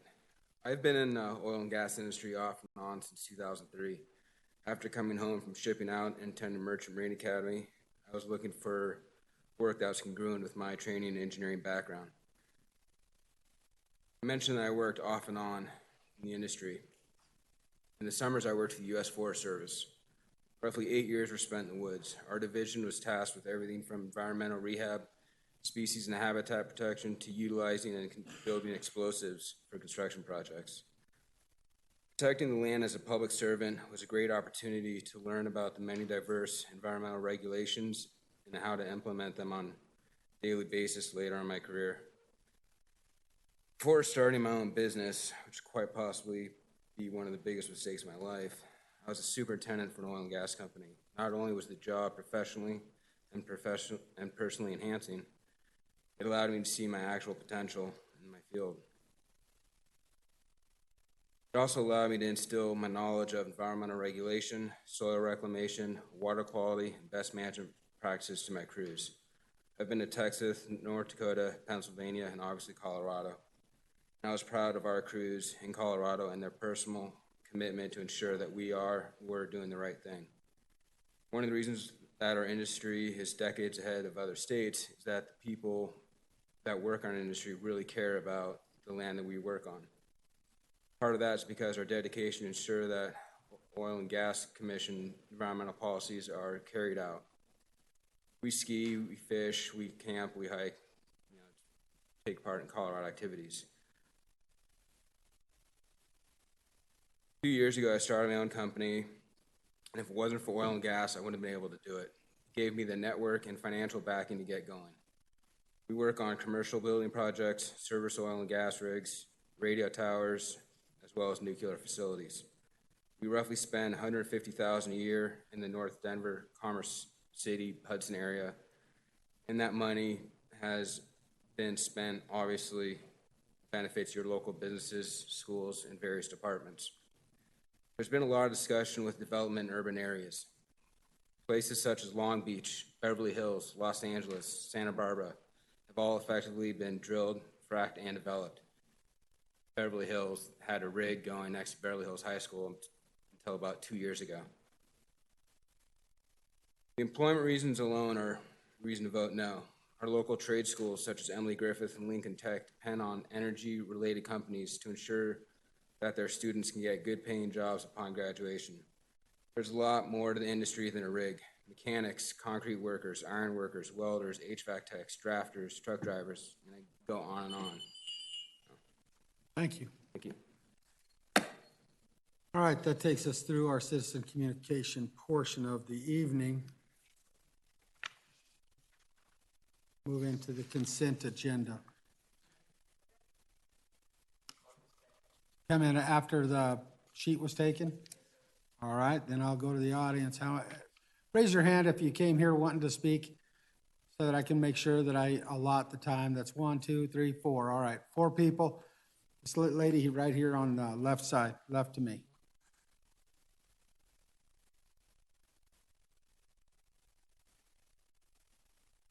Good evening. My name is Suzanne Cabral. I'm a registered nurse and I've worked all day long, and I'm here to talk to you about the health impacts and the reason why I got involved with fracking. So what was mentioned from the American Lung Association is that there's no case, or we're not a dirty city. We're ranked 12th in the nation as far as being a dirty city. The ozone pollution, and this is from the CDPHE, which somebody else had mentioned. It's the exposure to humans and environment can come from well pad construction, drilling, well completion, production, truck traffic.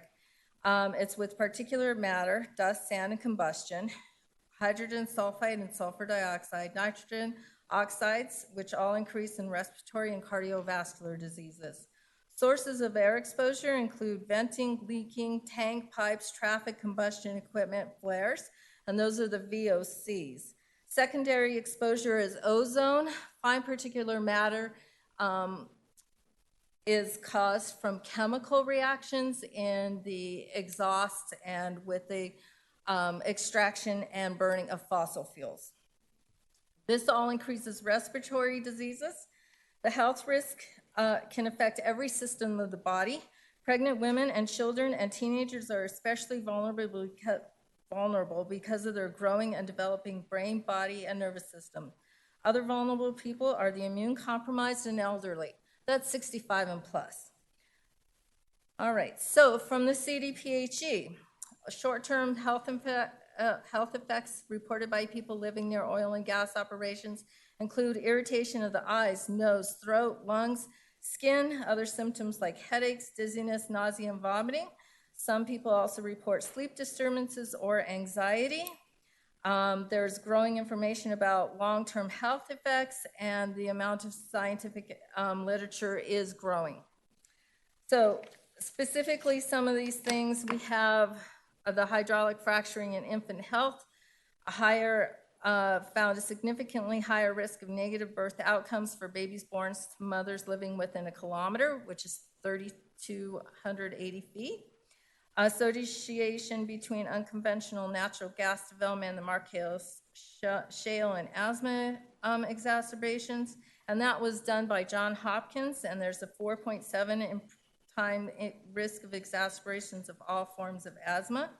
Childhood hematologic cancer, and this was done by the University of Colorado. A study conducted over a 12-year time span, included 10-year latency period, and included a 0.9-mile span of wells and drilling, and demonstrated a 4.3-fold increased risk of patients living within these higher risk zones.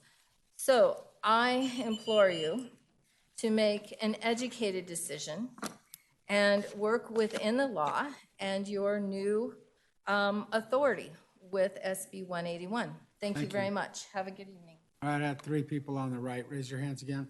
We'll start from the inside, working to the right. Come on up.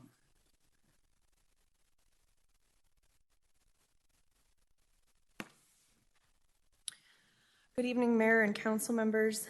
My name is Megan Grimes. I live at 11788 Fairplay Street in Commerce City. I'm here this evening to request that Commerce City continue to move forward without a moratorium on oil and gas permits. As you all know, I am currently serving on the Oil and Gas Focus Group established by the City Council. We are exploring all of the draft BMPs that have been identified as important to the city and the city's residents. We are exploring zoning and what areas may or may not be appropriate for oil and gas development. We are working through some challenging and emotional conversations. I'm not telling you anything you don't already know. What I want you to hear tonight is that dabbling with a moratorium over many weeks sends a message. It sends a message that Commerce City doesn't have confidence in the work we are doing as a focus group. It sends a message that Commerce City doesn't believe in the advancement of the technologies in the energy industry. And it sends a message that Commerce City is in alignment with other Colorado municipalities who have already imposed moratoriums or have imposed them in the past.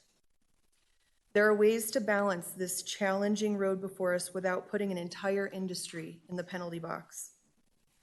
The concerns I have heard vocalized most often by council are, what do we do if an operator drops a permit on us before rulemaking is complete?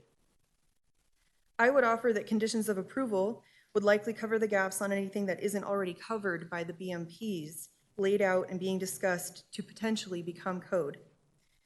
Most of the permits that apply to Commerce City have been voluntarily put on hold, and the COGCC requires your local disposition to approve permits at the state level. You are already in control. A moratorium would be a political statement, not a solution for managing potential permits. Thank you. Thank you. All right, next, come on up.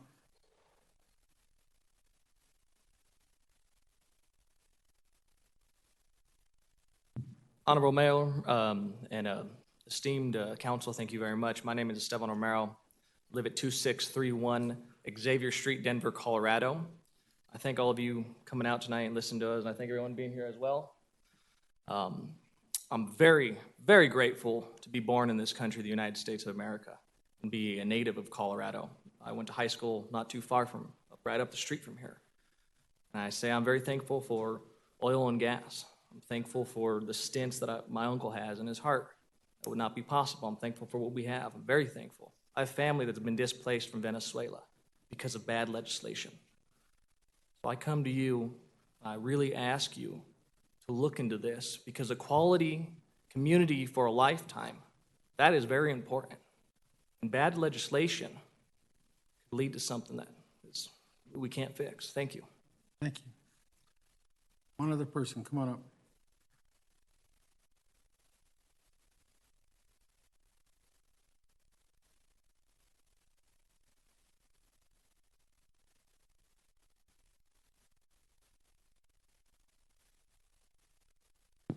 Guillermo Serna, 14122, is the 102nd place.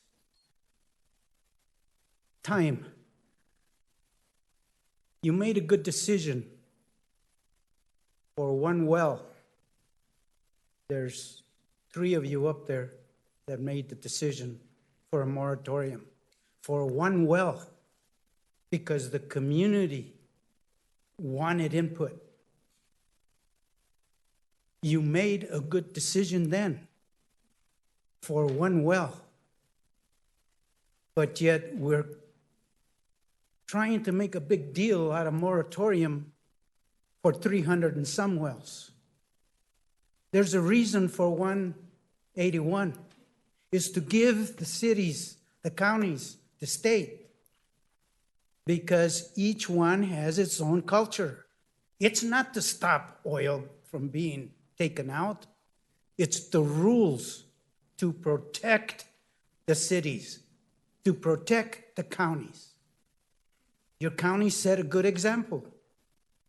All they're asking is for time to reset these rules by the law that was put in place to make sure that you, the city council, has the empowerment to listen to the community and make a good decision the way you did for one well. It didn't kill the industry. It made it more powerful. They're here. And now you have the right to straighten that out because there were mistakes being made. Something I don't hear about. Personally, when AT&T was destroyed nationwide. I was part of it. I was a tech. We were all scared, but it didn't improve. It improved.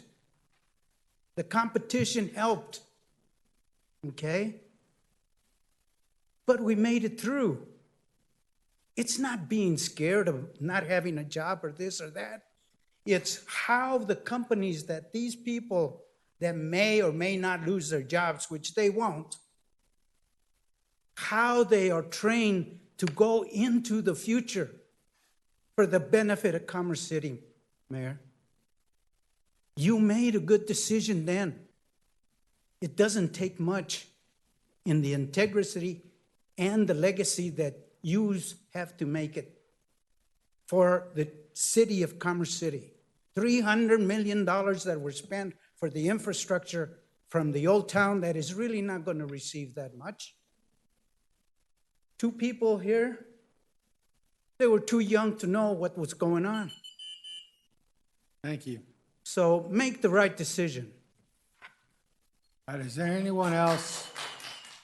Is there anyone else that wanted to speak during citizen communication that has not been given the opportunity? Thank you. We're through with the citizen communication portion of our meeting. Moving into the consent agenda. Consent agenda includes items that are routine, procedural, informational, self-explanatory, and non-controversial. They're presented to council for a single motion and vote. Any member of council may ask to remove a specific item for further discussion and a separate vote. Tonight, there are 10 items listed under the consent agenda. Does anyone on the council wish to remove an item off of the consent agenda for further discussion? Seeing none.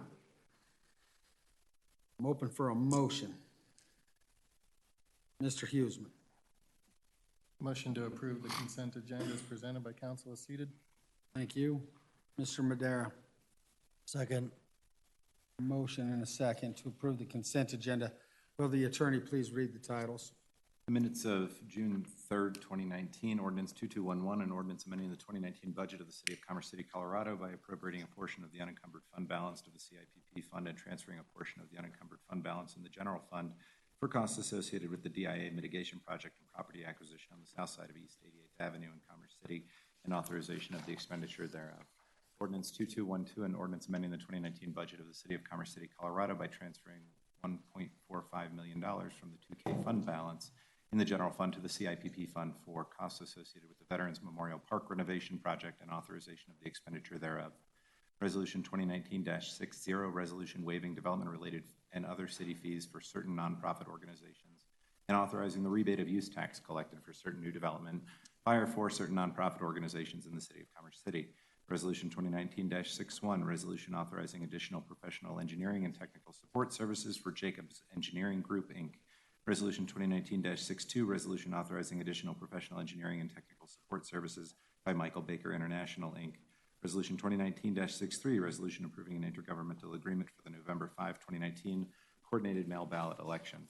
Resolution 2019-64, resolution authorizing approval of Mack Truck purchase and upfit services from Bruckner Truck Sales, Inc. and Auto Truck Group, LLC.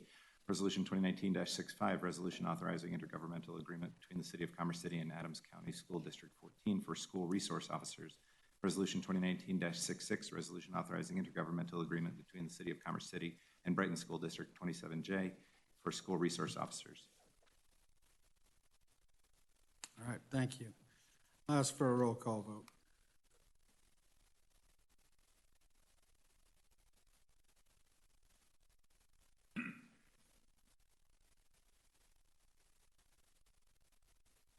For the record, consent agenda has been approved this evening. Moves us into the resolution portion of our meeting. The resolution 2019-58, which is the Mile High Greyhound Park sale and development. I'd like to invite Roger Tinklenberg to make a presentation.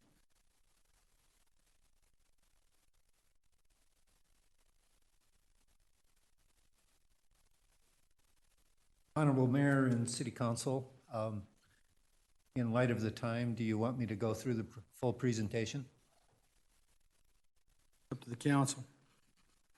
Anyone on council want to have the full presentation?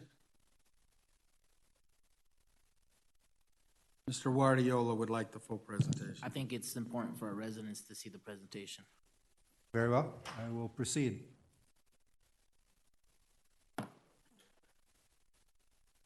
So this purpose of this presentation is to provide an update to City Council on the status of the Mile High Greyhound Park. As background for audience and those listening at home, the Mile High Greyhound Park functioned as a greyhound racing park for many years and then went through a period of decline.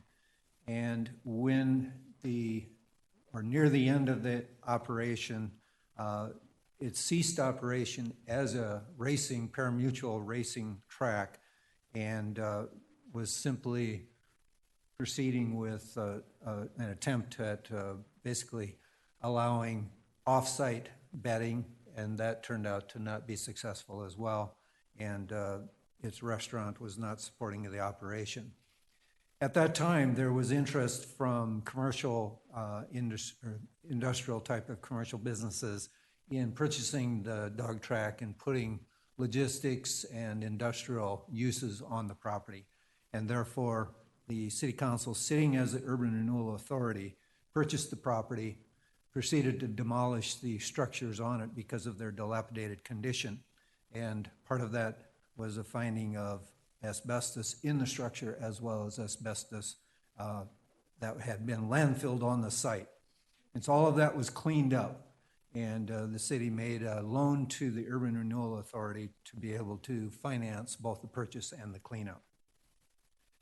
There is a remaining obligation on the part of the city on that site, and that is a regional detention pond that serves a significant portion of the historic part of the city.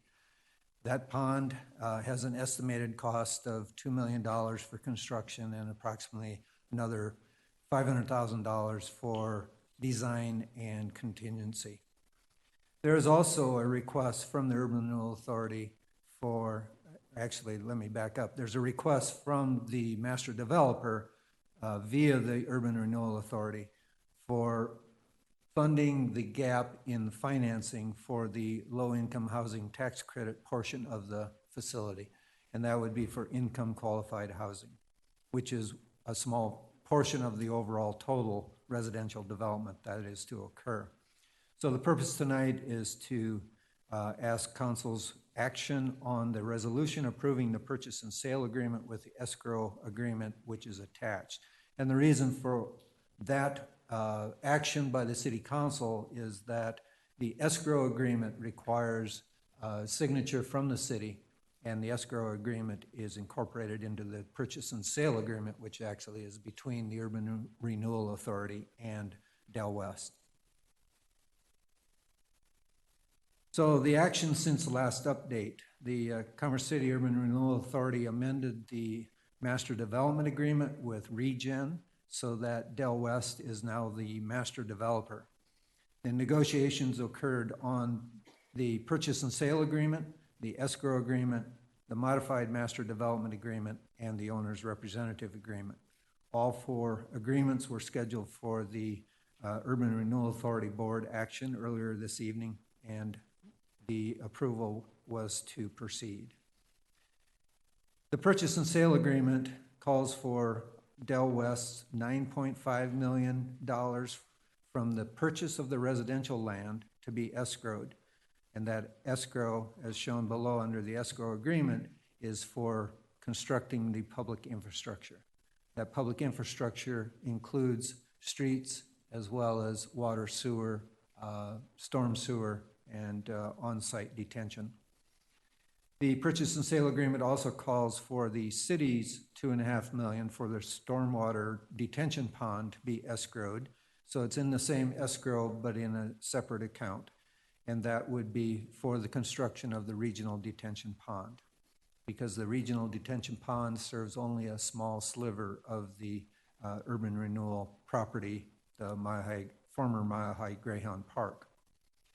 A third component of the escrow agreement is that Del West asked that $3.75 million be escrowed for the funding gap for the income qualified housing portion of the redevelopment.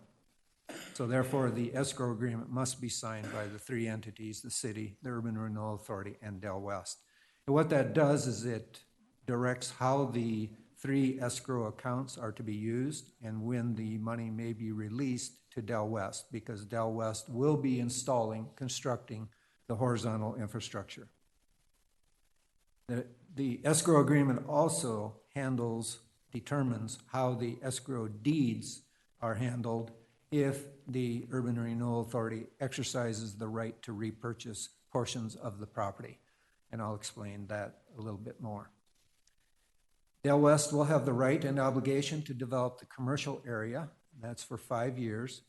They have the exclusive right to market that commercial land, and they would receive 1/2 of the land sale proceeds for that commercial land. The Urban Renewal Authority has sole discretion to approve a letter of intent, including listing price and proposed development.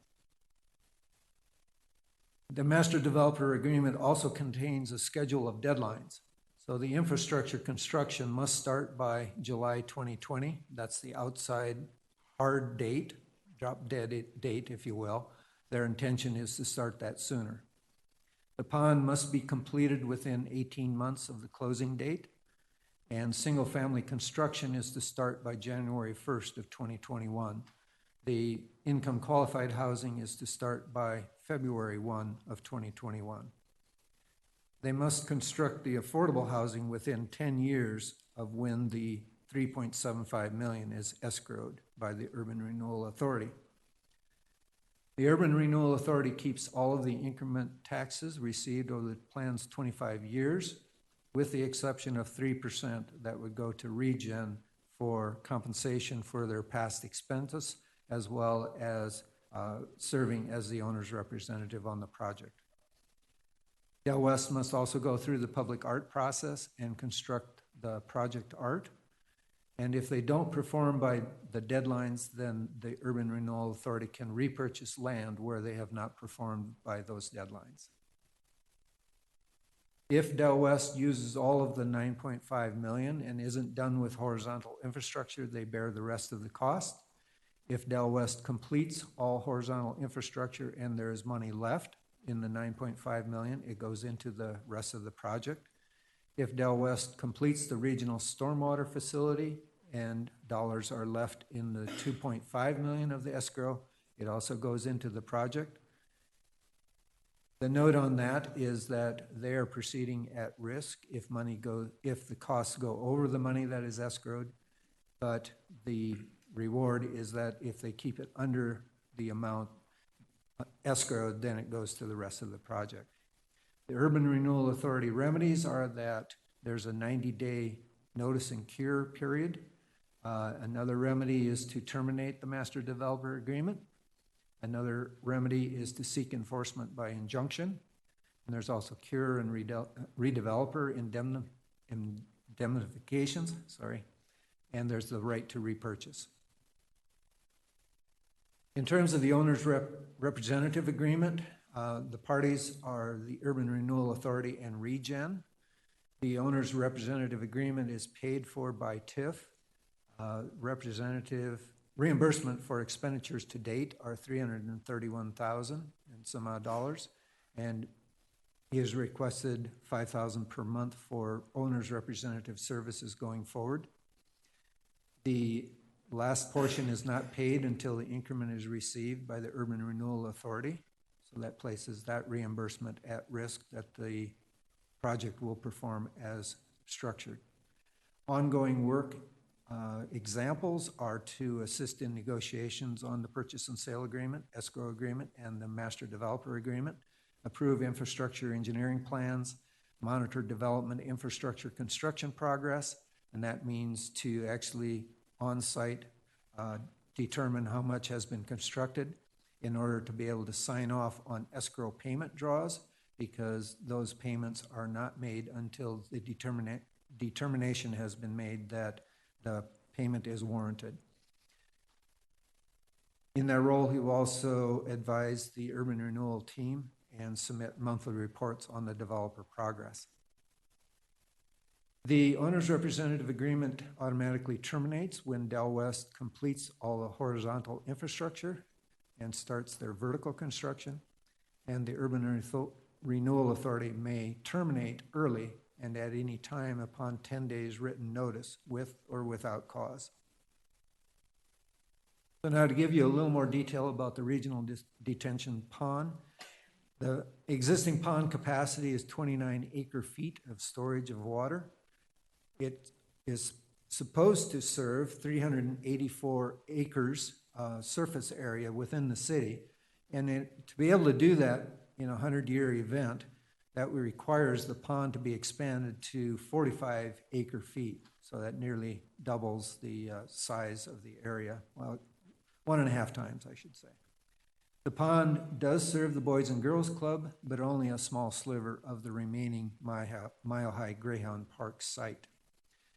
The pond needs to be enlarged as part of the Mile High Greyhound Park redevelopment because the work needs to be coordinated with the redevelopment and the excavated dirt is needed on the site of the redevelopment.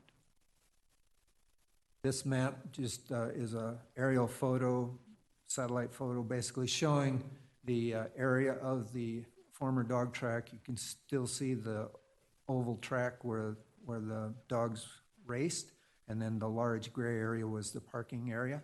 There's a small strip of green on the right side next to Holly Street. That is the regional detention pond, and it needs to be, as I said before, expanded by 1.5 times. This was the site plan that was proposed in 2018. There is single-family housing to the north along 64th Avenue, and then towards the middle of the site, it increases in density to multifamily type of residential. And then on the south side of the site is where the higher density 4-story structures are located. And the portion next to what is the, drawing a blank on the street all of a sudden, forgive me.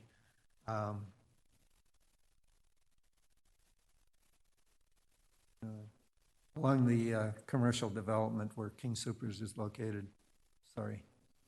Anyway, that street continues north, and next to that is where the income qualified housing would be on the east side, and then mixed use to the west side, and then next to Highway 2 would be the commercial site, which in this picture shows up as orange.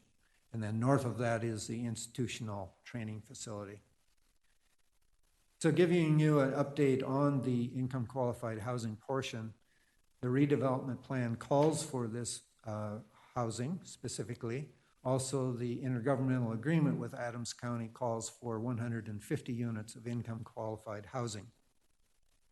Del West projects a funding gap of $3.75 million for the 4-storied elevator served structure and requests that the city fill that gap via a loan at 1% interest.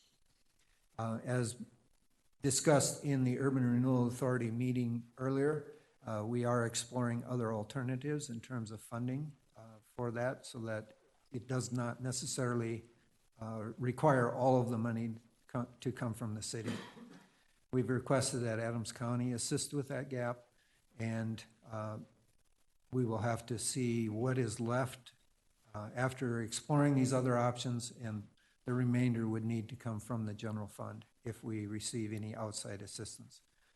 So city staff is also working with Adams County staff on the PAB cap. Those are private activity bonds that are available to assist with housing and industry type of projects. So that would assist in the financing as well. The reason for the gap, there's multiple reasons.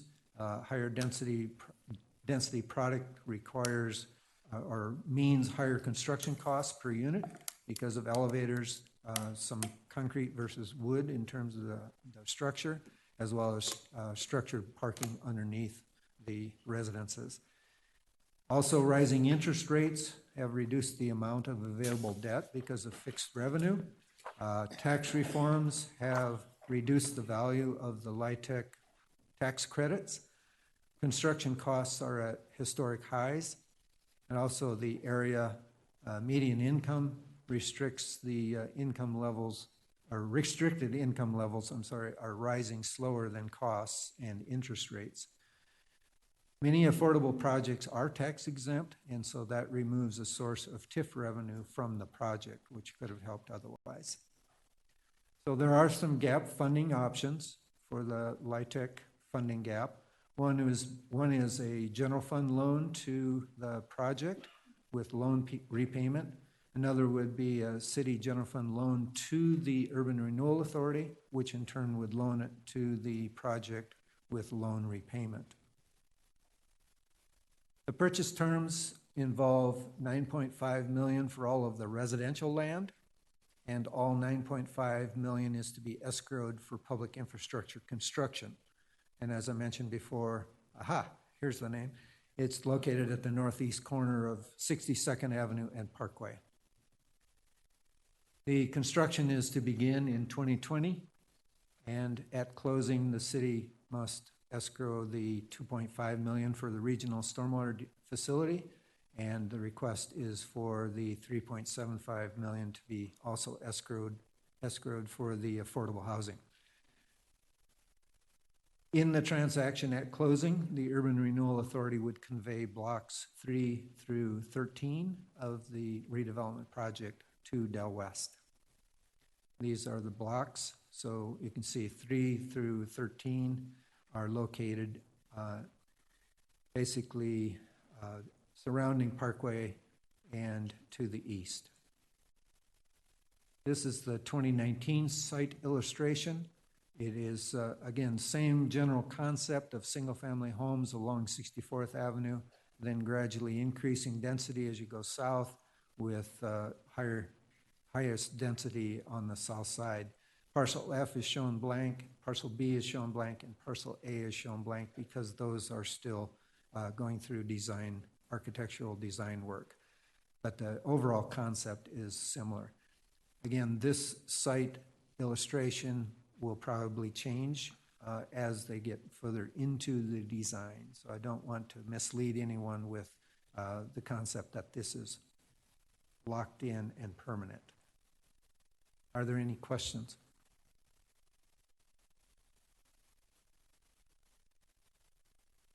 No questions from the council?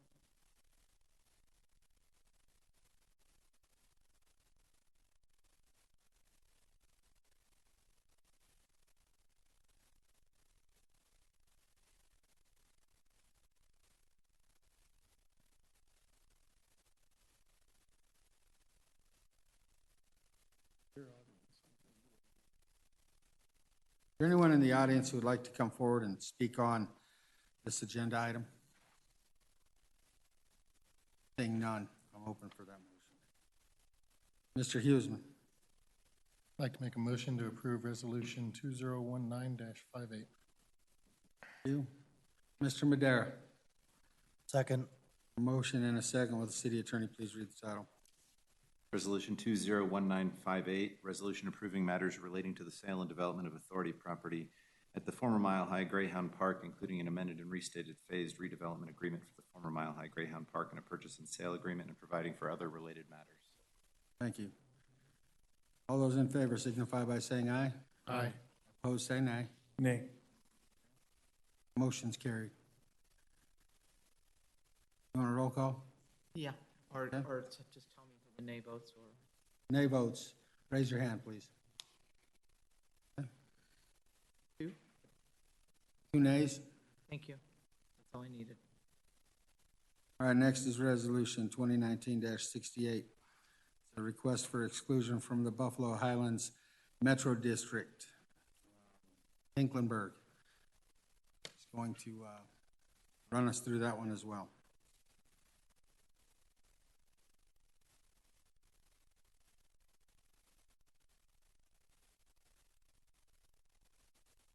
Honorable Mayor and Council, I do not have a formal presentation to make regarding this topic.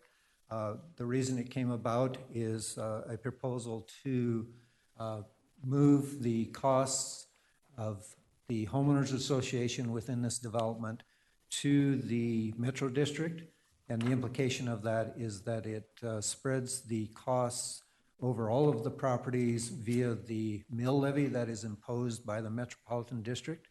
And the feared outcome of that is that the mill levy imposed by the Metro District will rise significantly. And the implication of that, in turn, is that the remaining property would not be marketable in terms of being able to sell the homes that would be built due to the high tax levy. And they base that fear on what has happened in another development within the city. And so based on that, they have requested that the city council approve the separation of basically filings 2, 3, and 4 from the Metropolitan District. And instead, they would set up homeowners associations, which would pay for the ongoing maintenance of the what would have been otherwise the Metropolitan District facilities, such as small parks and that type of thing. Instead, those would be paid by their homeowners association. And so it would result in 181 acres of property being separated from the 258-acre Metropolitan District, and it would leave filing 1 within the Metropolitan District. Their analysis has indicated that all of the ongoing operation and maintenance costs for that Metropolitan District can be borne by that filing 1 without an increase in cost. A note about the ongoing debt payments: because the bonds were issued by the Metropolitan District when all of the 258 acres of land was included, that is an ongoing obligation for the entire development. And so all of the homes in the entire area, no matter if they're in filing 1 or in filings 2, 3, or 4, will continue to pay off the bonds. And so it does not leave the residents of filing 1 with the responsibility to pay off all of the debt. Are there any questions that I might be able to answer? Or I know there are representatives from the Metropolitan District here, and it's the Metropolitan District that has formally requested the separation. Anyone on council have any questions? Mr. Douglas. Yes, thanks, Roger. So you don't have a presentation because it'd be nice to put the map up that we have on our presentation, so that folks here and people who are listening can follow along what's going on.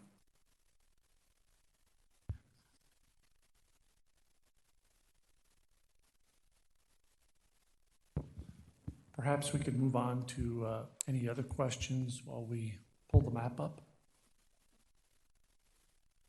Would else have any questions of the staff at this time? Mr. Madera?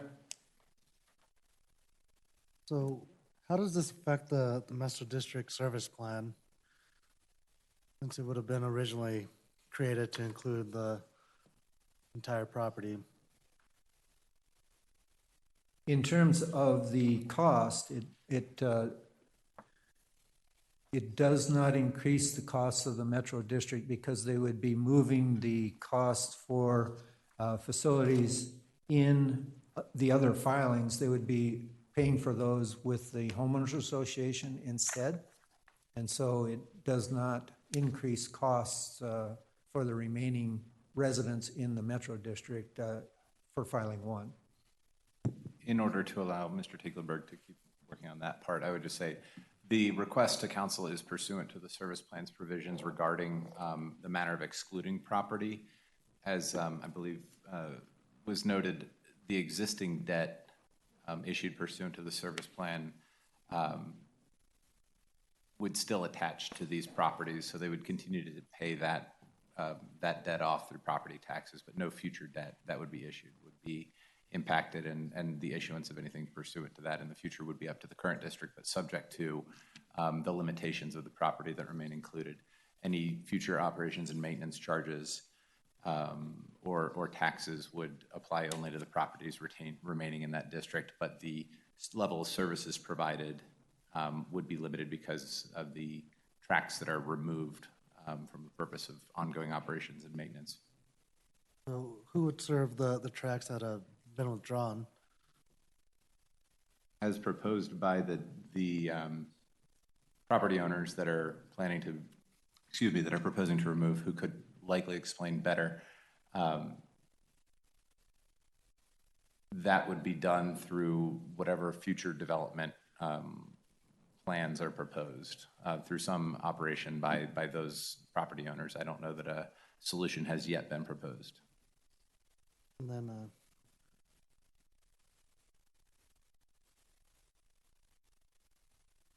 Any other questions for the staff? Yeah. Mr. Douglas? Thank you, while you're bringing the map up.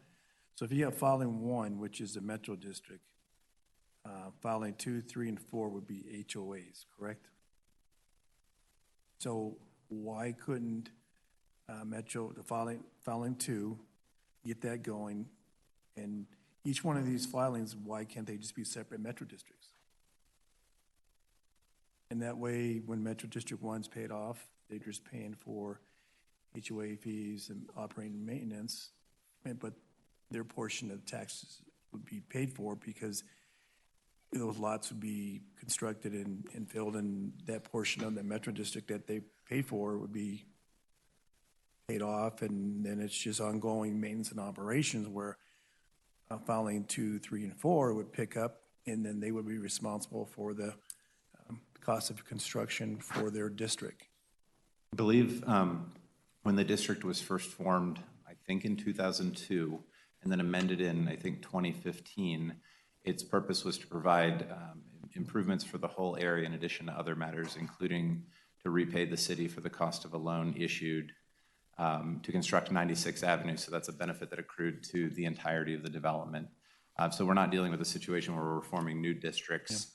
The request is to exclude property from an existing district. So whether those properties desire to form a metro district or some other financing tool to provide services, that would be up to those property owners in the future.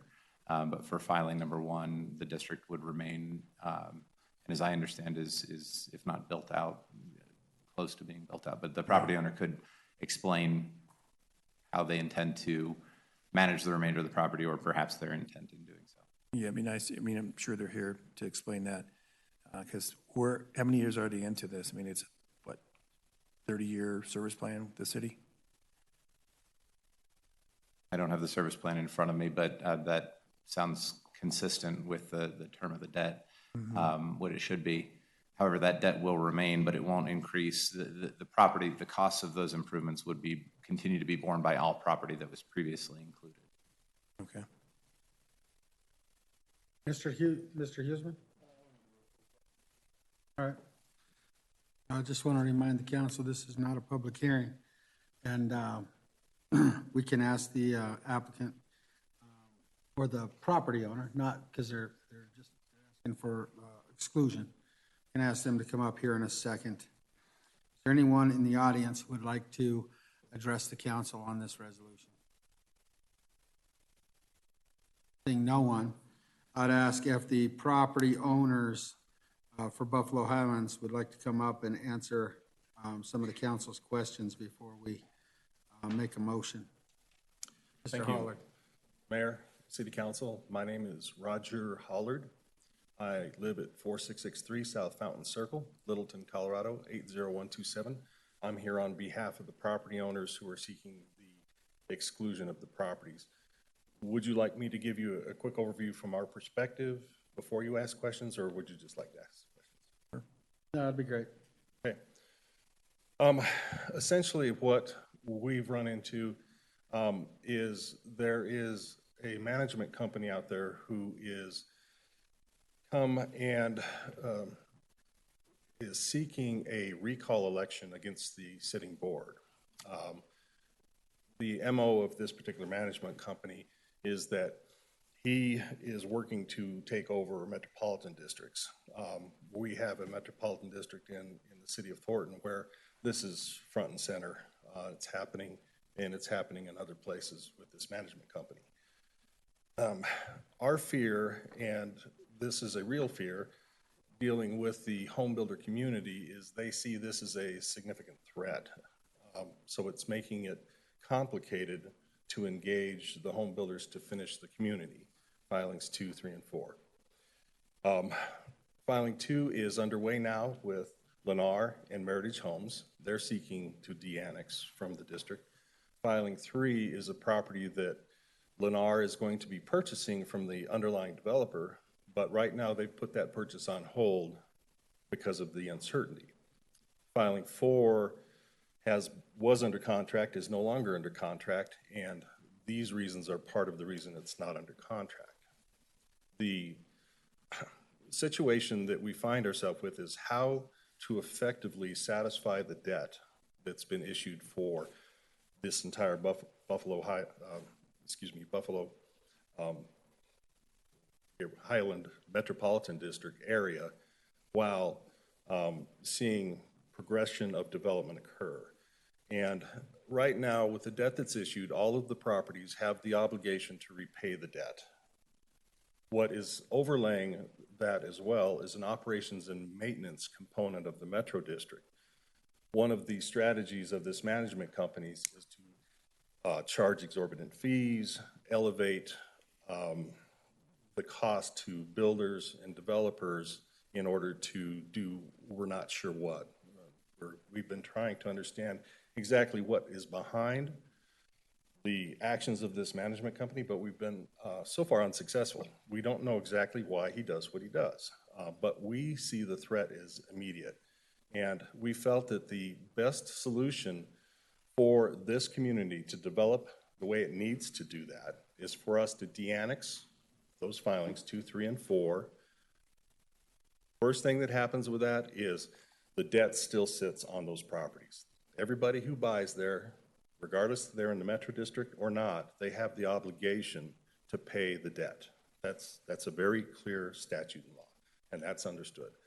What will occur with the operations and maintenance is very simple. Filing 1 has a few tracks of its own. Filing 1 Metropolitan District will maintain its own tracks as it would through its OM.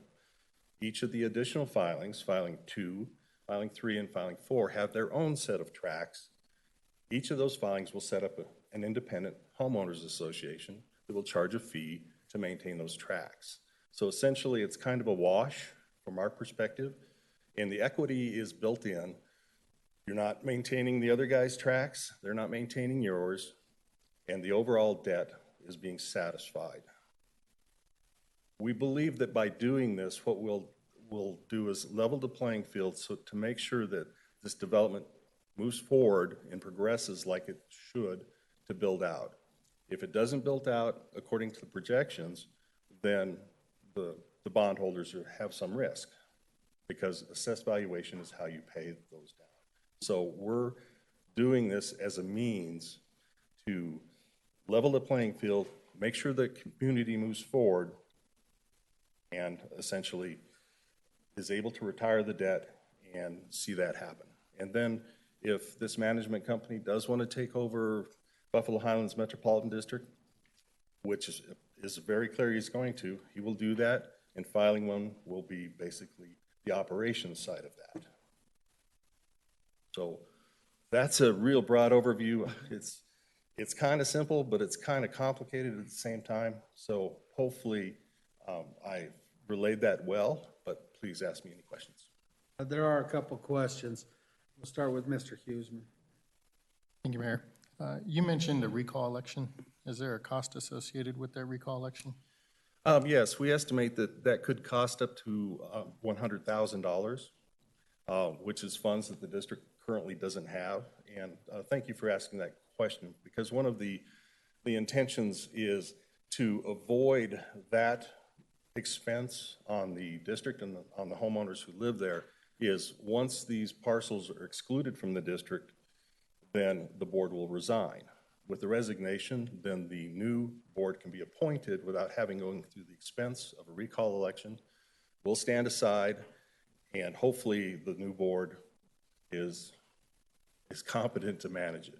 One thing that will help by us stepping aside is that the city clerk's office, I believe, will be in charge of appointing a new board. So it won't just be these individuals which this management company has promoted. It'll be across the board.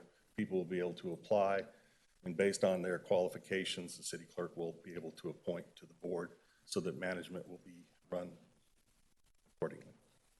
And did I hear you correct that the district currently does not have $100,000 budgeted for that, and that the cost would be borne upon the homeowners who are currently in filing one if they do decide to move forward with a recall election, yet this action would save them that money?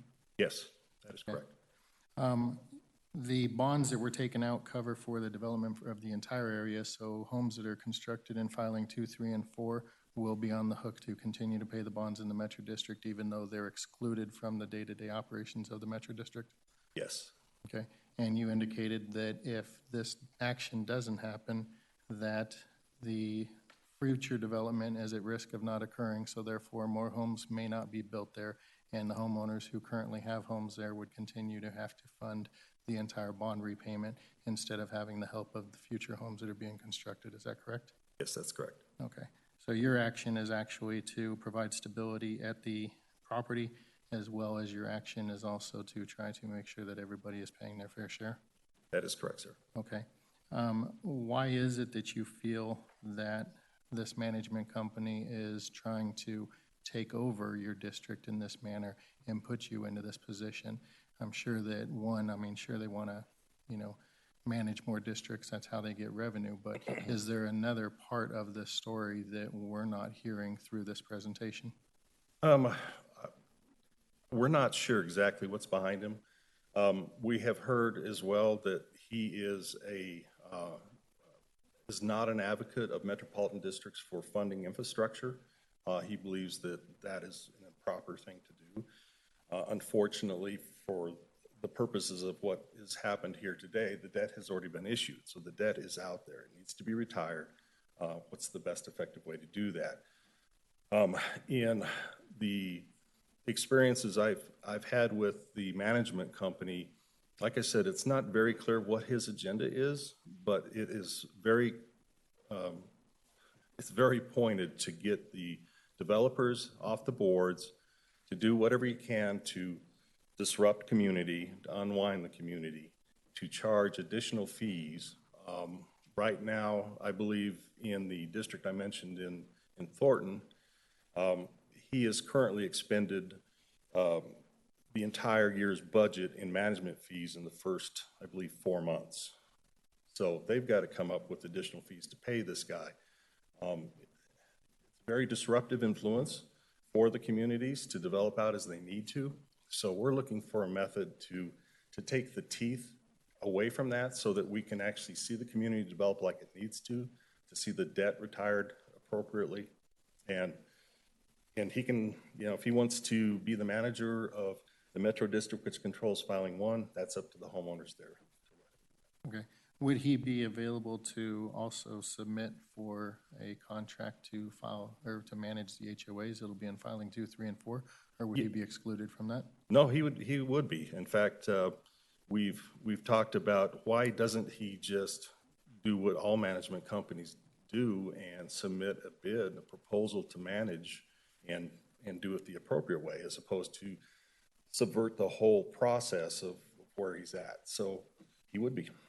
Okay. I apologize, but the map does not indicate how many houses are listed in filings 2, 3, or 4. Could you give me a breakdown of how many numbers of houses in each filing? Yes, this is approximate. I don't have it in front of me. Filing 2 is approximately 180. Filing 3 is approximately 160. And filing 4 is approximately 300. Okay. So my experience with HOA management companies is that 270 or so is about the minimum to where they transition from charging a minimum service fee to charging per house. And so filings 2 and 3 would be below that minimum and they would be set with a fixed charge. Why would it not be more advantageous for the homeowners to just combine filing 2 and 3 and allow them to work together so that they can bring the cost down as opposed to being charged double for that few houses? And they may choose to do that. As I mentioned, Lennar and Meritage are in filing 2. Lennar is buying filing 3. The one thing that is a disparity is filing 2 is conventional single-family detached front-load housing. Filing 3 is paired alley load housing. So there's an additional component, but I believe that they can tier structure how that HOA management fee is done. And I believe that, frankly, Lennar would have an interest in doing that, make it simpler. I just don't know if they will do that. And I think we've seen in a larger development to the north where different housing units in the same metro district causes a little bit of confusion as far as who is paying what. So I can see where the advantage, because these are different styles of houses, breaking that up is going to make that better. My last question to you is, just one more time, just want to reiterate, $100,000 is currently not budgeted for this recall, and you guys would have to go back to the homeowners who are going to ask for the recall and tell them they have to pay for it. That is correct. Okay. All right, thank you. That's all the questions I have. Thank you. Mr. Douglas. Thanks, Mr. Huseman.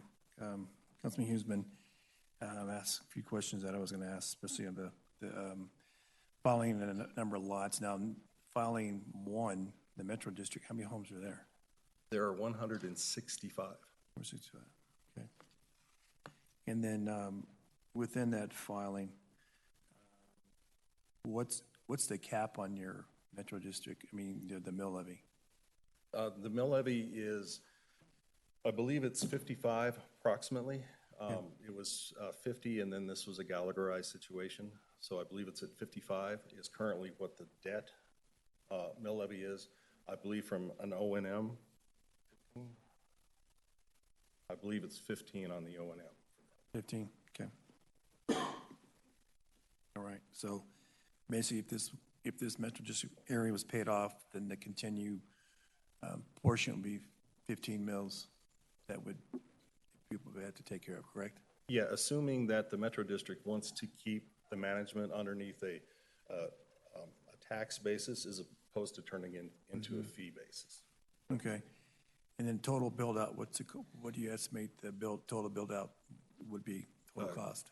Number of units? No, the total cost as far as financing and all that. Right now, I believe that the debt that has been issued is approximately $20 million for infrastructure. That is the capacity that was issued through bond counsel going through the whole bond issuance process. It's approximately 20 million.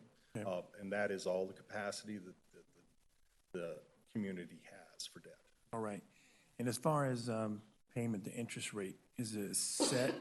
Do you see in the future refinancing this to lower interest, or is the interest at a good rate right now?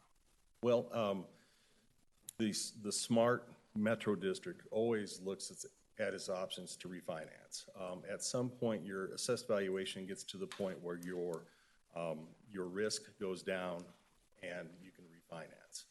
That's also one of the reasons to do this, to make sure that AV is increased as quickly as possible so that the debt is easier handled by the overall 900, 800 and some odd units. Okay. So this threat of a recall, that's external, that's not internal, that's not within the filing, Metro District, right? This is not coming from the board, this is coming from No, outside? this is coming from the management company who has found 3 individuals in filing 1. Uniquely, they just all moved in the end of last year. And through whatever story or however he promoted them, that we need to kick these bums off the board. Okay. And they have filed a demand for recall. We're waiting for them to submit their petitions, but we expect that to happen fairly soon. And then there's a sequence of process for setting that recall election. What we're trying to do is make sure we get a few things taken care of first so that we can effectively resign and give the board back to the citizens. Okay. Do you have it written in your service plan, a certain percentage of built out to turn over to the residents? So it's controlled by the residents, or is this being forced on you? Say that again, I'm sorry.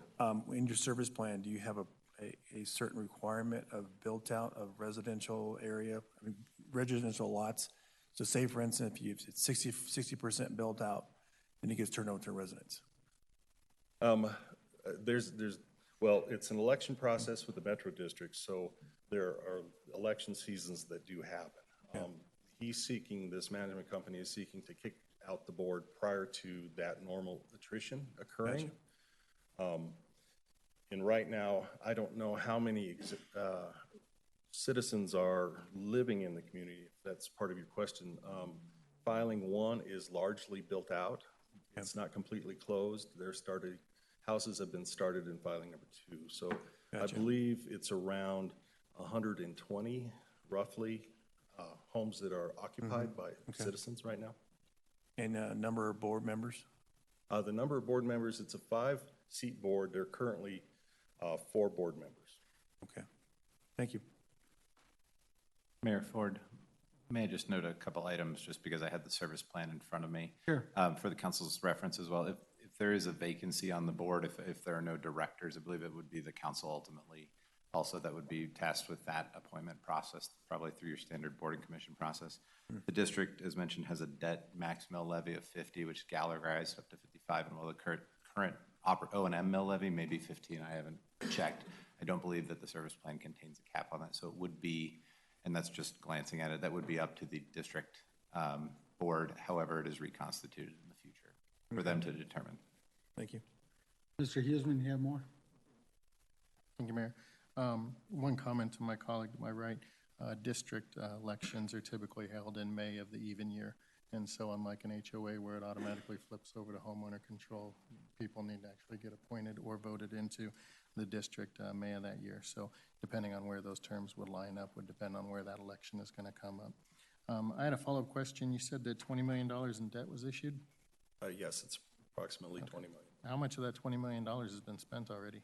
All of it. All of it. So continued infrastructure improvements that occur in filing 2, 3, and 4 are actually going to occur at the cost of the builder? That is correct, the developer builder. Yes. Okay.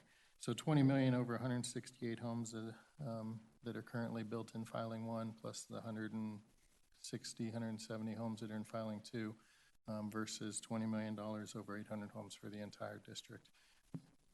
That's correct, yeah. Okay, great. Okay, thank you very much. Anyone else on council have any questions for the property owner or their representative? Seeing none, I want to go back to the audience since we had more. Thank you, Roger. Since we had more discussion, is there anyone in the audience who wants to come up and speak on this item? If I may just also note while you're looking, Mayor Ford, there's a 40-year term authorized under this service plan as opposed to 30. I just noticed that as well. Seeing no one else, thank you. Now I'm open for a motion. Mr. Huseman? Thank you. Motion to approve resolution 2019-68. Thank you. Mr. Davis? I'll second that motion. I have a motion and a second. Will the city attorney please read the title? Resolution 2019-68, resolution providing the consent of the City Council of the City of Commerce City to a proposed exclusion of land from the Buffalo Highlands Metropolitan District. Thank you. All those in favor signify by saying aye. Aye. Opposed, say nay. Motion is carried. Thank you for coming in tonight. Move to ordinances on first reading. We have ordinance 2225, Tony Grampus Youth Service Grant. Does anyone on council have any questions regarding this ordinance? Douglas? No, it's before. Thank you. Davis? No?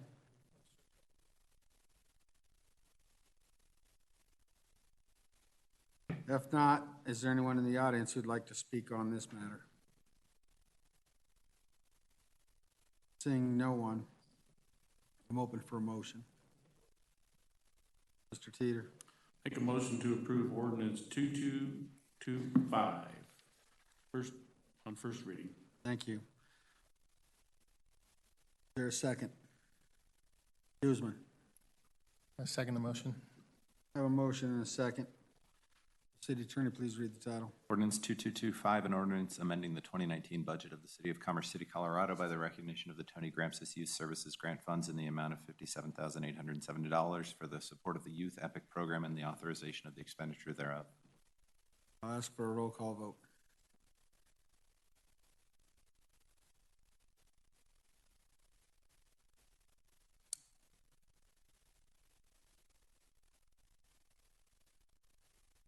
For the record, ordinance 2225 has been introduced unanimously by the council this evening.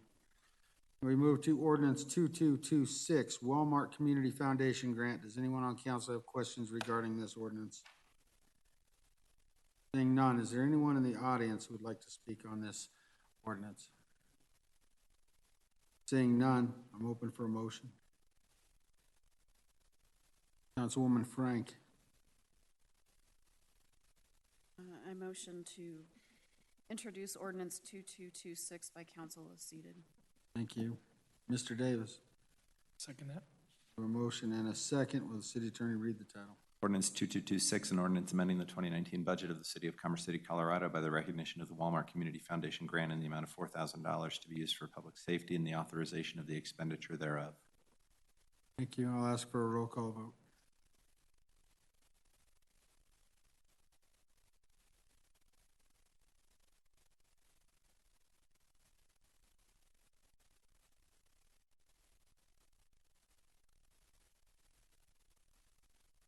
For the record, ordinance 2226. No, did one abstain? Oh, he's in the restroom. All right, for the record, it's introduced unanimously by the council. Yeah, I don't know why you would turn down money, right? Ordinance 2227, Adams County Open Space Grant. Does anyone on council have any questions or concerns regarding this ordinance? Seeing none, is there anyone in the audience who'd like to speak on this matter? Seeing none, I'm open for a motion. Mr. Huseman. Thank you, Mayor. I would like to make a motion to approve ordinance 2227, and at the same time would also like to thank Adams County for their gift. This is a very worthy project that we're doing, and I appreciate their support. Thank you. Mr. Guardiola. Second that motion. I have a motion and a second. I do want an opportunity for some discussion because this was quite a lot of money, $750,000 to go towards the Veterans Memorial Park renovation. And I want to take the time to thank the county commissioners as well for setting this money aside to take care of something that's been very important to the residents of this community in thanking our veterans at that memorial. So thank you to Adams County. Is there any other discussion? Seeing none. City Attorney, read the title. Ordinance 2227, an ordinance amending the 2019 budget of the city of Commerce City, Colorado by the recognition of the Adams County Open Space Grant Funds in the amount of $750,000 for the Veterans Memorial Park renovation project and the authorization of the expenditure thereof. Thank you. I'll ask for a roll call vote.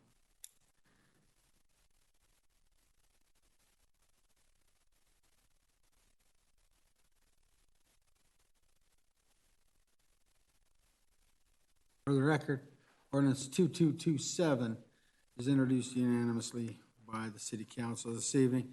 Takes us to our presentation portion of the meeting. Tonight we do have a presentation from Adelante Community Development, Commerce City Community Festival. I'd like to invite Maria Gonzalez forward to make such presentation.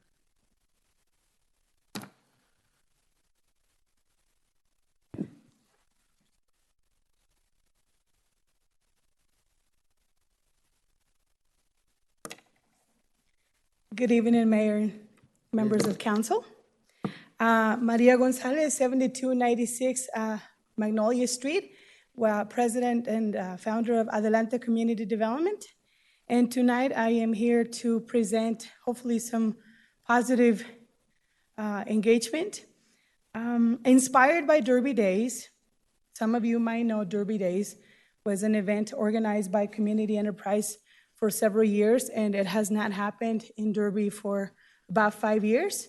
And I belong together with Mr. Ford, together with this organization for several years, engaging community and a festival, bringing resources and information to the community. And for the past 5 years that this event has not been taking place, there are several businesses and community members and organizations that continue to ask Why is this event not happening? When will this event come back? And so our organization, Adelante, decided that this was a special opportunity to start a community event, a community festival. And we would like to ask for your support. First of all, we want to do the event right outside here, where we would use all of the area that belongs to the city, the parking lot. We are in negotiation with the Colorado Rapids to utilize their parking space and submitted some information as well for the fire department to figure out how we can partner for this event. We would like to call this a Commerce City Community Festival with the slogan of One Community. And Adelante Community Development would be the organizer. As of now, we have hired Christy Jofflin. She was the executive director for Community Enterprise for about 15 years, and she was the organizer for this Derby Days event. So she has all the knowledge and contacts and resources that we would be able to utilize so that we wouldn't have to start from scratch in developing such event. The goal would be to make it on Sunday, September 8th, and it would be from 11 to 7 p.m. Again, the location right outside on the west side of City Hall. And so far, we have several interests from nonprofits and governments. We've hosted already 3 community gatherings where we have invited stakeholders from different organizations like the school districts, nonprofits, the city as well, and community members. And we've identified 5 goals. Number 1, we believe that this would unify Commerce City. As many of us know, I lived in the north and I've lived in the south. We always have this issue of the north and the south. I feel like this would be having an event that it's at City Hall, the People's Building, would make it an opportunity to be united and start a long-term celebration that could be happening at City Hall. And the second goal would be to celebrate diversity. We feel that as Commerce City continues to grow, there's more opportunity to represent different ethnic groups that are coming in and building that legacy of traditions and culture. Make sure that we value, validate, and encourage participation from different ethnic groups within our community. Promote local businesses. I am part of the Commerce City Chamber. Unfortunately, there's not a lot of events where the actual residents could go into events that the chamber, usually the chamber is business to business, not business to consumer. So many of the business community really lacks that outreach, the place where they can go into and get a feeling for a whole bunch of Commerce City businesses. We also feel that there's a connect with the services from the community. I do know that Commerce City has been doing the outreaches for several years. I sat on the committee that we started those outreaches for several years, and they are very successful. But I also believe that is part of the separation. You do the north and the south, and so eventually maybe this could be a phase out for the future, so that Commerce City could have one major event. I'm not saying to stop that event, this year. You've got plans. It's turning out great. There's a lot of connections that happened. But eventually, as we continue to grow the event, I hope that this would be an idea that we can work together on. In addition, fundraise for local students that are adults, students that are graduating from the Alternative High School Lester Arnold, or individuals that have graduated and are not able to go to college due to their limitations of financials or time because they're committed to work, but are adults and they require technical knowledge or skills so that we could fund some of these, do scholarships for these students for both districts, 27J and 14. So those would be some of the goals that we have been planning in the last 3 community meetings that we've had so far. We anticipate having a stage with live music, food trucks. We've been working with the Denver Museum of Natural Science for a kids area, several cultural booths, information booths with government, nonprofits, businesses, a child car seat safety check, bike giveaway, rock climbing, and then we're thinking about starting refuge tours where we can have, the opportunity to have the people that come to the event really take advantage of the jewel that we have at our arsenal here at Refuge. And then we're working with the Denver Broncos and the Colorado Rapids to have kids clinics if we have enough space for that as well. So far we have about 30 different organizations that are interested in having a booth, and we haven't really promoted. This has just been the word of mouth and just informational meetings that we've been having. In progress right now, we have the committee that has been identified, partnerships, securing the permits, fundraising, securing the vendors, live music and entertainment, and then of course the logistics. Make sure that we have the proper insurance, portlets, water, trash, parking, electricity, everything, and of course a very good marketing campaign that will bring residents and outside of the community to our event, our community festival. This event will be the weekend after Fish, so we're hoping that we will have a greater turnout if people get to see that there's more activity right after their concert. We hope to target a larger audience. This is our sponsored package. There's different, this is still in a draft mode. This has to be a working project with the committee. It has not been finalized. We have another meeting on July 8th, but we already have some people that are committed at some of these different levels. And so what I'm here tonight to ask is for the city of Commerce City to be a partner. So this would be an event hosted by Adelante Community Development in partnership with the City of Commerce City. So this is what I would like to get your support in. Number one is get in-kind support, applying for the permit together, the parking lot, of course, electricity, staging and tents, if available, and staff planning support. We currently have a couple of individuals from the city helping us with economic development and community development. They have been very helpful with information and resources. And then a financial support of $10,000. This would make you as well a presenting sponsor, and you would be entitled to all of the presenting sponsor benefits, as well as marketing, advertising, and then of course plenty of presence of the event, and then all of the benefits that you could potentially have. Most important, I feel that this is an opportunity to create a community event, that it's a community festival that brings people together, businesses together, and we could really showcase our city hall. We have a jewel right next door with the Arsenal, and we haven't really taken advantage to the level of opportunity that we have. And so I'm hoping that we are able to work together in this endeavor.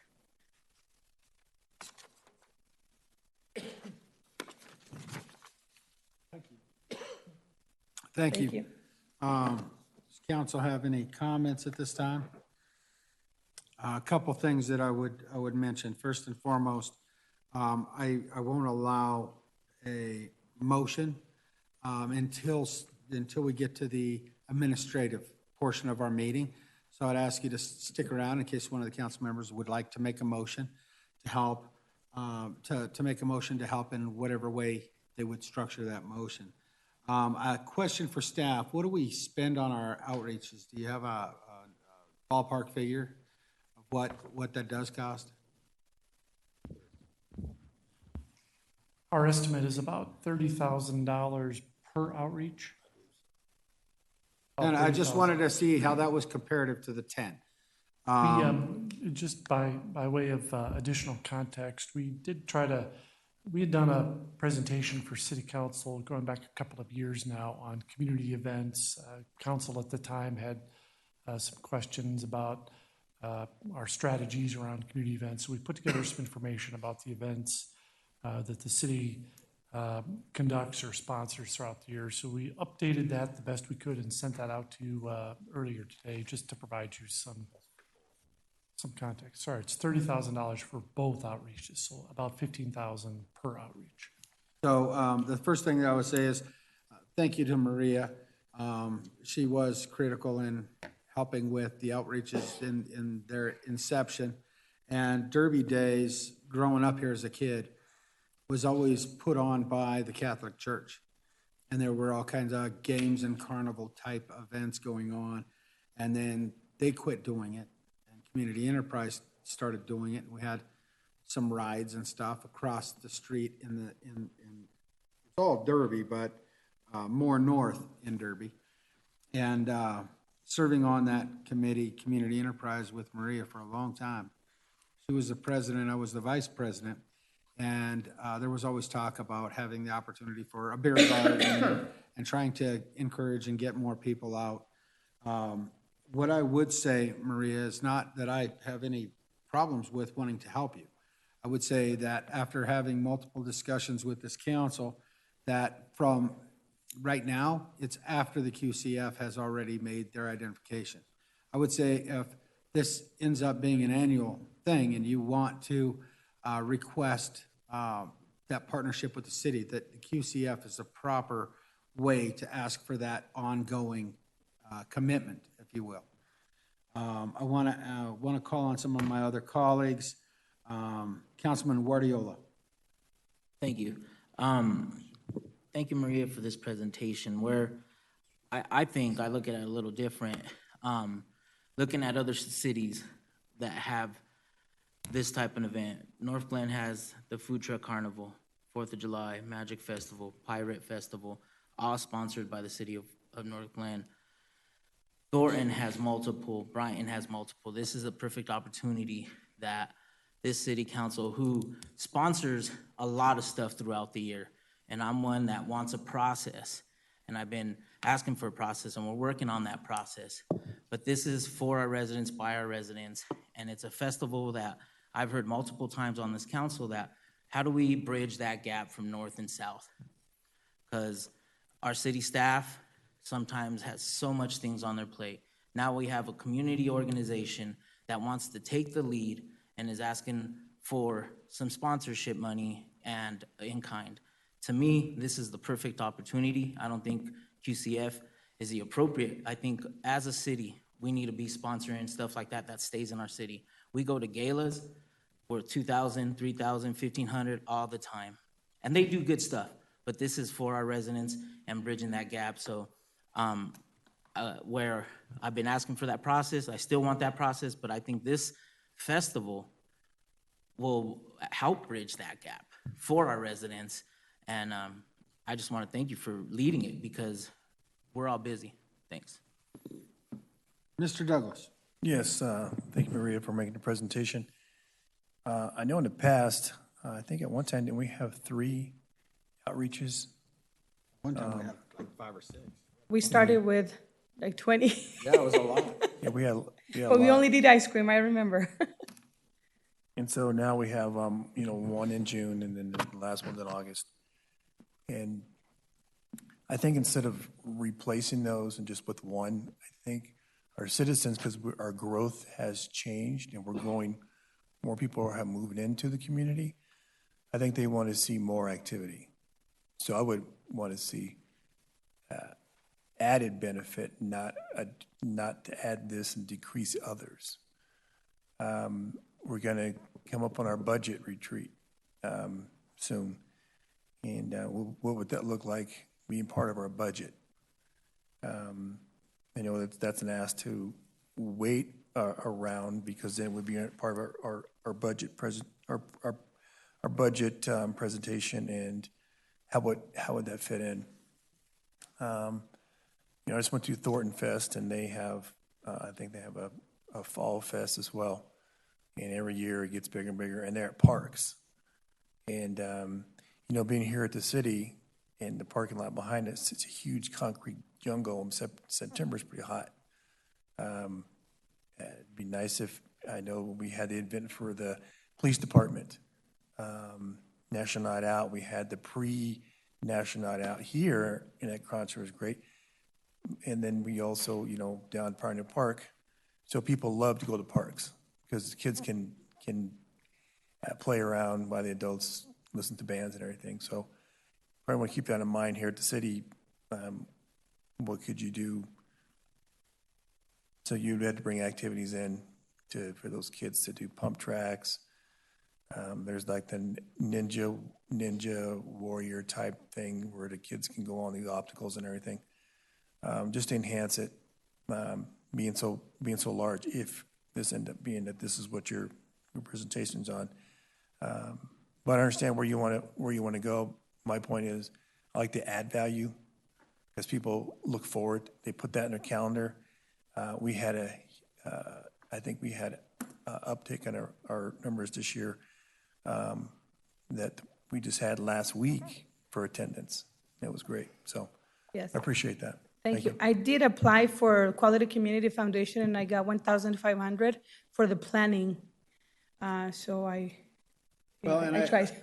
I think to my point wasn't that we wouldn't participate every year, but from a budgeting standpoint, we would want to know that it's coming out every year and would be an annual event rather than to have our approved budget and then go, okay, we need another $15,000 and you know, you have so many of those things come up, then it starts turning into affecting the budget and what you have approved. So my point wasn't that it had to come through QCF, but it's important that we identify those dollars ahead of time so that they could be rolled into our budget so that it's a budgeted item and rather than at the last minute type of, you know, scenario after the budget's already been approved. So I just wanted to correct that because I don't disagree with what Jose is saying. But if we're going to have a city-sponsored event, we're going to spend tax dollars, I think we have to make a concerted effort to advertise in all parts of our community to try to draw as much of our resident participation as we can so that nobody's left out. I think that's the biggest piece for me. Mr. Huseman. Thank you, Mayor. I have a question on the presentation. If you go to the sponsorship packages draft that you have there. Yes. Is there a slide presentation presenter? Oh, sweet. There we go. Looking at presenting sponsor, it says $15,000 limit one. My first question to you would be, do you already have a presenting sponsor? No, that would be the city of Commerce City. Okay, so I see right there, it says $15,000, but if I go to the next one, it says you're looking for financial support of $10,000.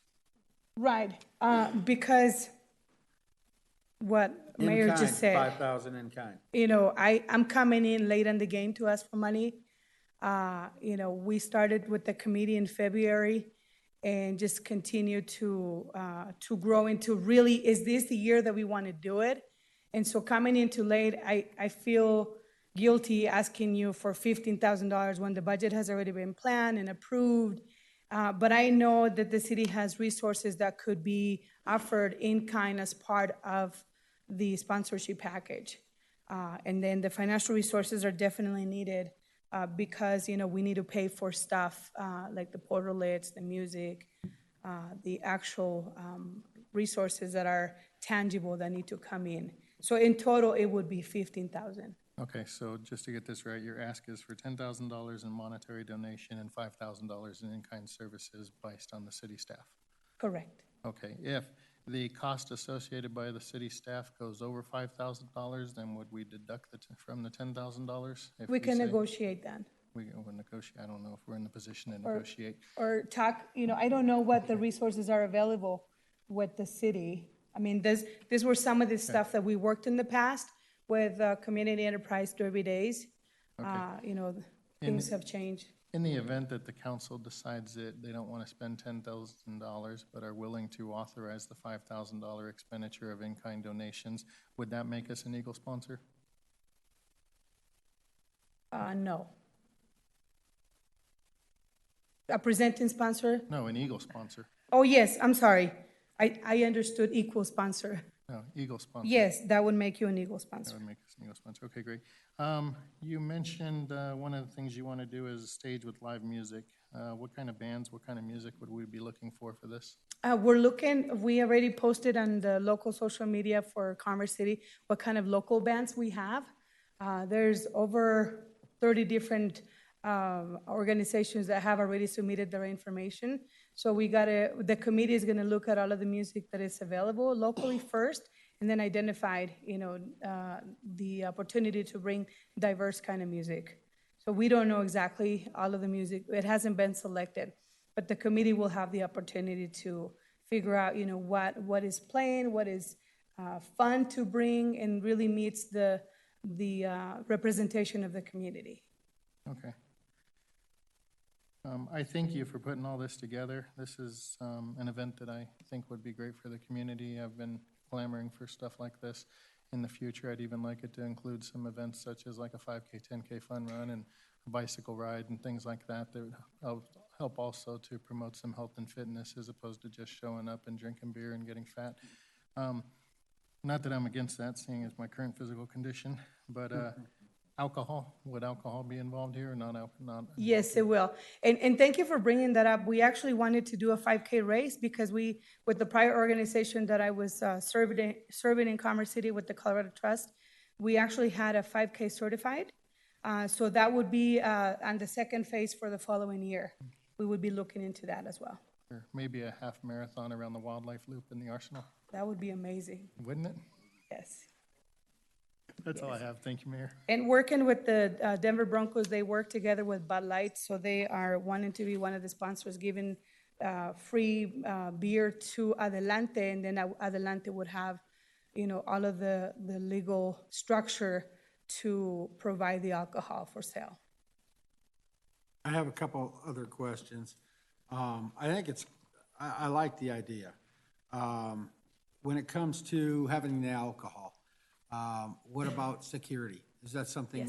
Yes.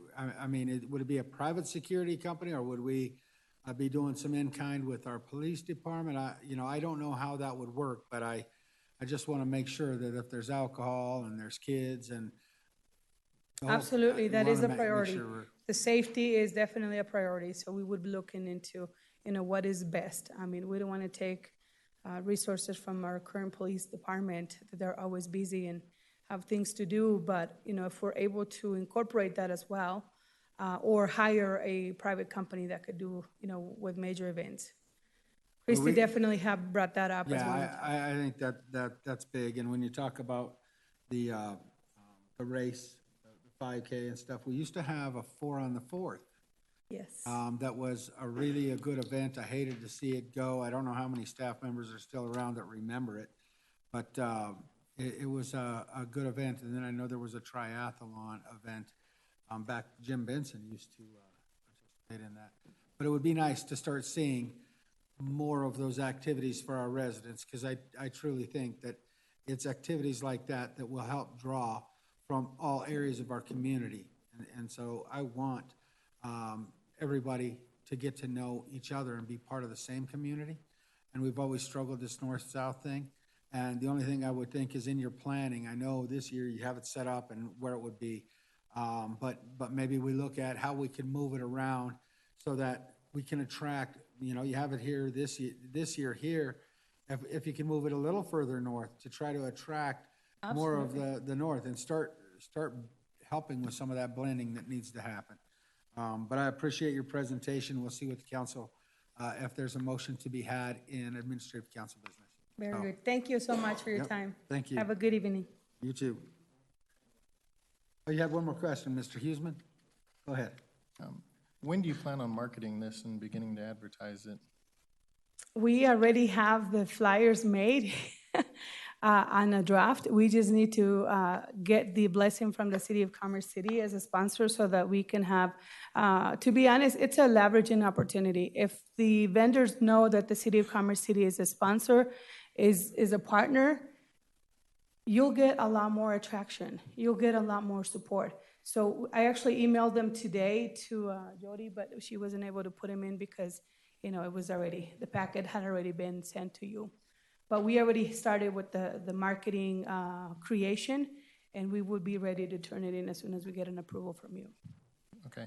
And whenever you talk about vendors, you talking people can set up little tents and sell their Sensi's and their No, salsa and honey? the vendors would be people like businesses, government agencies, the booth, people that will be having a booth at the event. Right, so will people who sell Sensi and, all those other products be able to rent space for a booth and advertise their goods Yes. Okay. We are creating an application of what are the requirements for each one of these vendors that bring their products to sell, or educational information, things like that, government agencies. You know, we have, right now, the census is a very big deal. They need to be all over the place to make sure that we count every single person. There's different organizations that offer services that need to be here in the community, and this would be a great opportunity to showcase their services. Well, and to that point, when it was Derby Days, and we worked together on it, we had a farmer's market. Yes. We had healthcare providers. We had a veterinarian that was there doing free rabies shots or low discounted cost rabies shots. It was booths like that. Cool, great. And lastly, is there any consideration of shuttle service that would be able to bring people from up north down south to go to this so that they wouldn't have to drive, deal with the traffic, find a parking spot, maybe pick people up at Veterans Park and other areas without the city? Have you given any consideration to this yet? You're the first one that brings it up, and thank you for bringing it up. We haven't really thought about that, but this is a great idea, and so we will bring it to the committee and figure out how we can collaborate and bring in more people.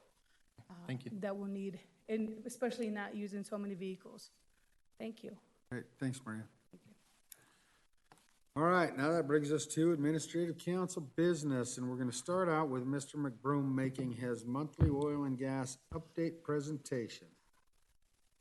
He's going to let Typical, Chris do it. Mr. Kramer is here to provide the monthly update.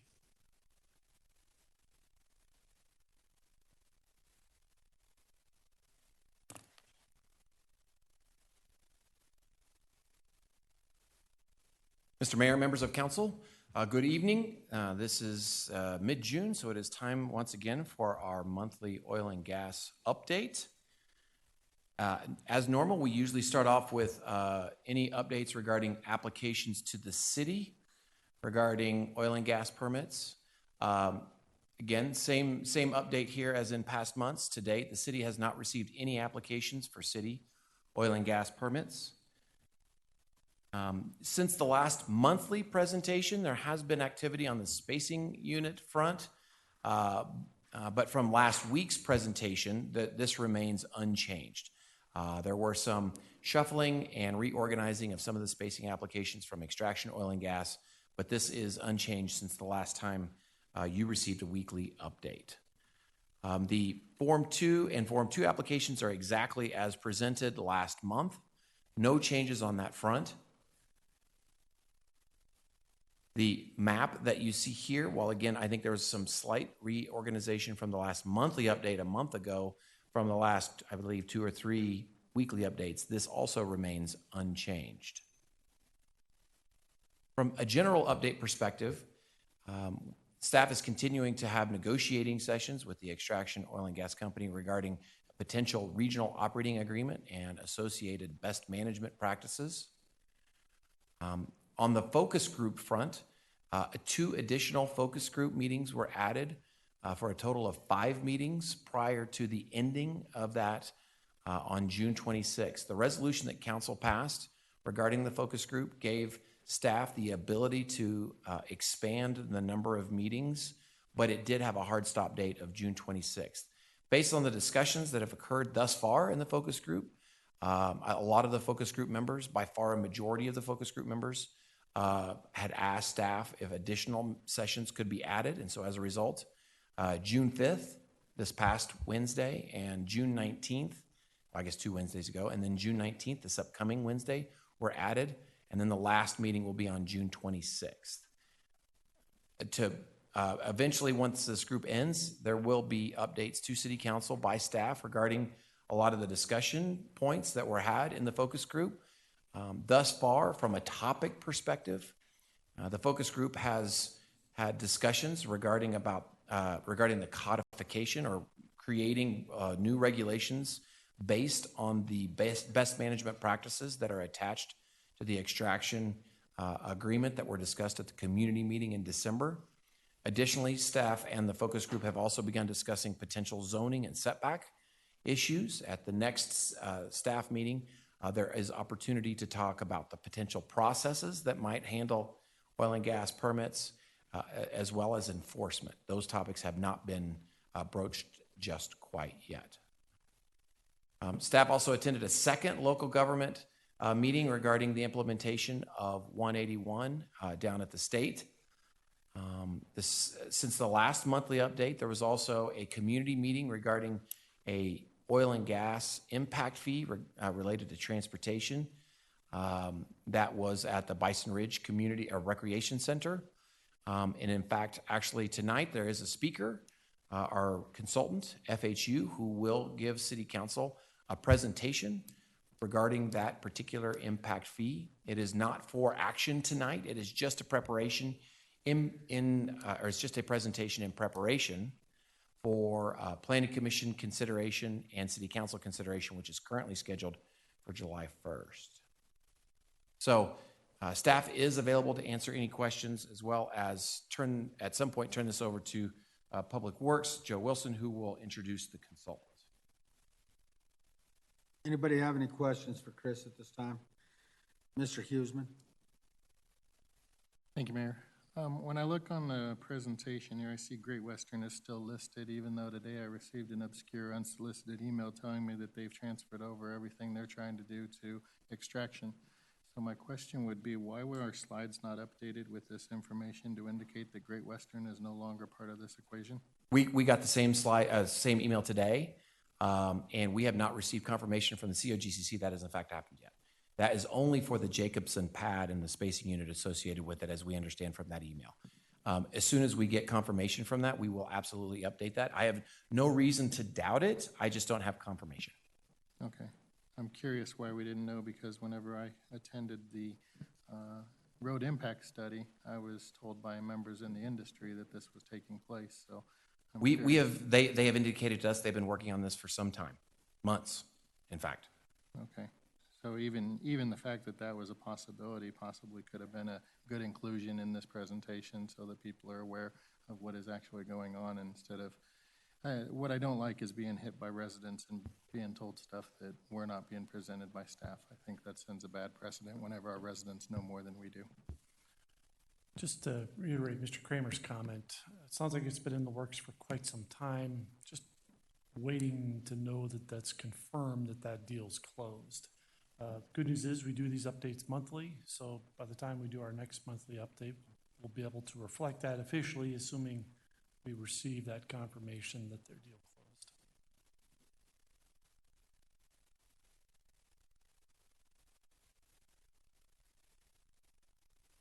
All right, any other comments or questions for Brian on the oil and gas update? Seeing none, bring up Joel Wilson to introduce the contract.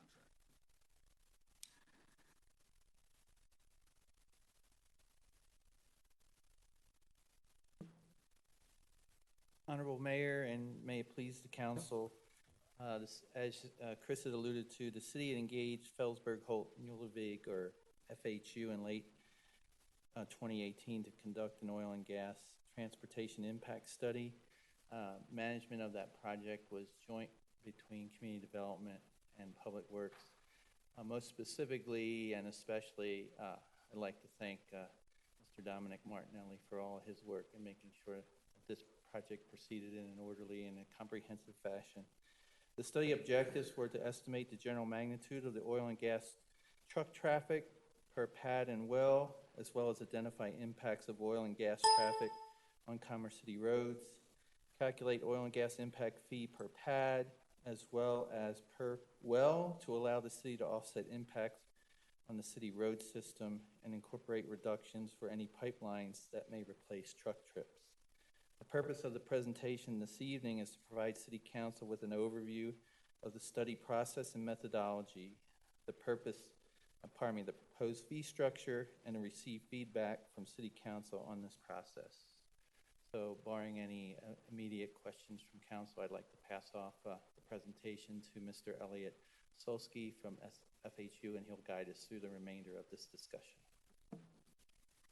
Thank you. Good evening, Mr. Mayor and Council. Again, I'm Elliot Solsky with FHU, the Transportation Planning Consultant on the project. Already gave you the agenda. Just real basic, what a transportation impact fee is a fee on new development to be expended on capital facilities. The city has, for I think 20 years or more, had for most land uses based on single-family, multifamily homes per 1,000 square foot of commercial, industrial, office development, but not for oil and gas. So we commissioned a study to do an oil and gas impact fee to calculate a commensurate oil and gas impact fee for offsetting the impacts to the city's road system. There's two sort of unique characteristics which are a reason why you need to do a whole study as opposed to just kind of add oil and gas onto the standard impact fee schedule. The unique characteristics of oil and gas include that the impact is based not solely on the number of vehicles, but the fact that they're heavy loads, heavy trucks, which do a lot more damage to roadways, even more than commensurate with their weight. Just as an example, a truck that weighs, water tanker that weighs about 20 times as much as a typical car might create an impact of several thousand times as great as a car. So we've got to be concerned with not only the number of vehicles, but the load of those vehicles. Another difference for oil and gas is that much of the impact occurs before the use is actually producing, so during the development phase, as opposed to homes or offices where the impact is really well captured by the ongoing activity. In the case of oil and gas, the impact is both in the development phase and in the ongoing activity. So both are important to consider. Our basic study process, the first three are basic inputs, input information from the city on the existing roads and road conditions and surface types, et cetera. We've done several studies in different communities and counties in Colorado and have come up with pretty good information locally and nationally on trip generation and vehicle types from oil and gas wells. And then we estimate oil and gas activity to create a sort of hypothetical scenario, model that activity, look at the types of mitigation that are needed to maintain the road system with that load, estimate the cost of the road deterioration and safety, and then create an impact fee that's a defensible fee with a nexus for the actual impact of each oil and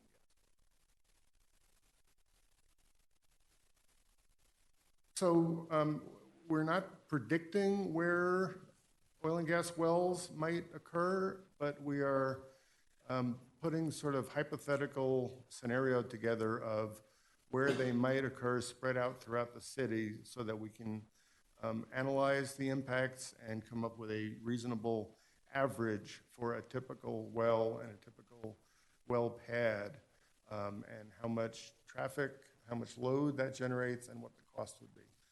So for our test scenario, we created these 15 zones shown in green on the map, placed 18 pads in locations that are as far away from development as we can get and close to roads as we can get within those zones.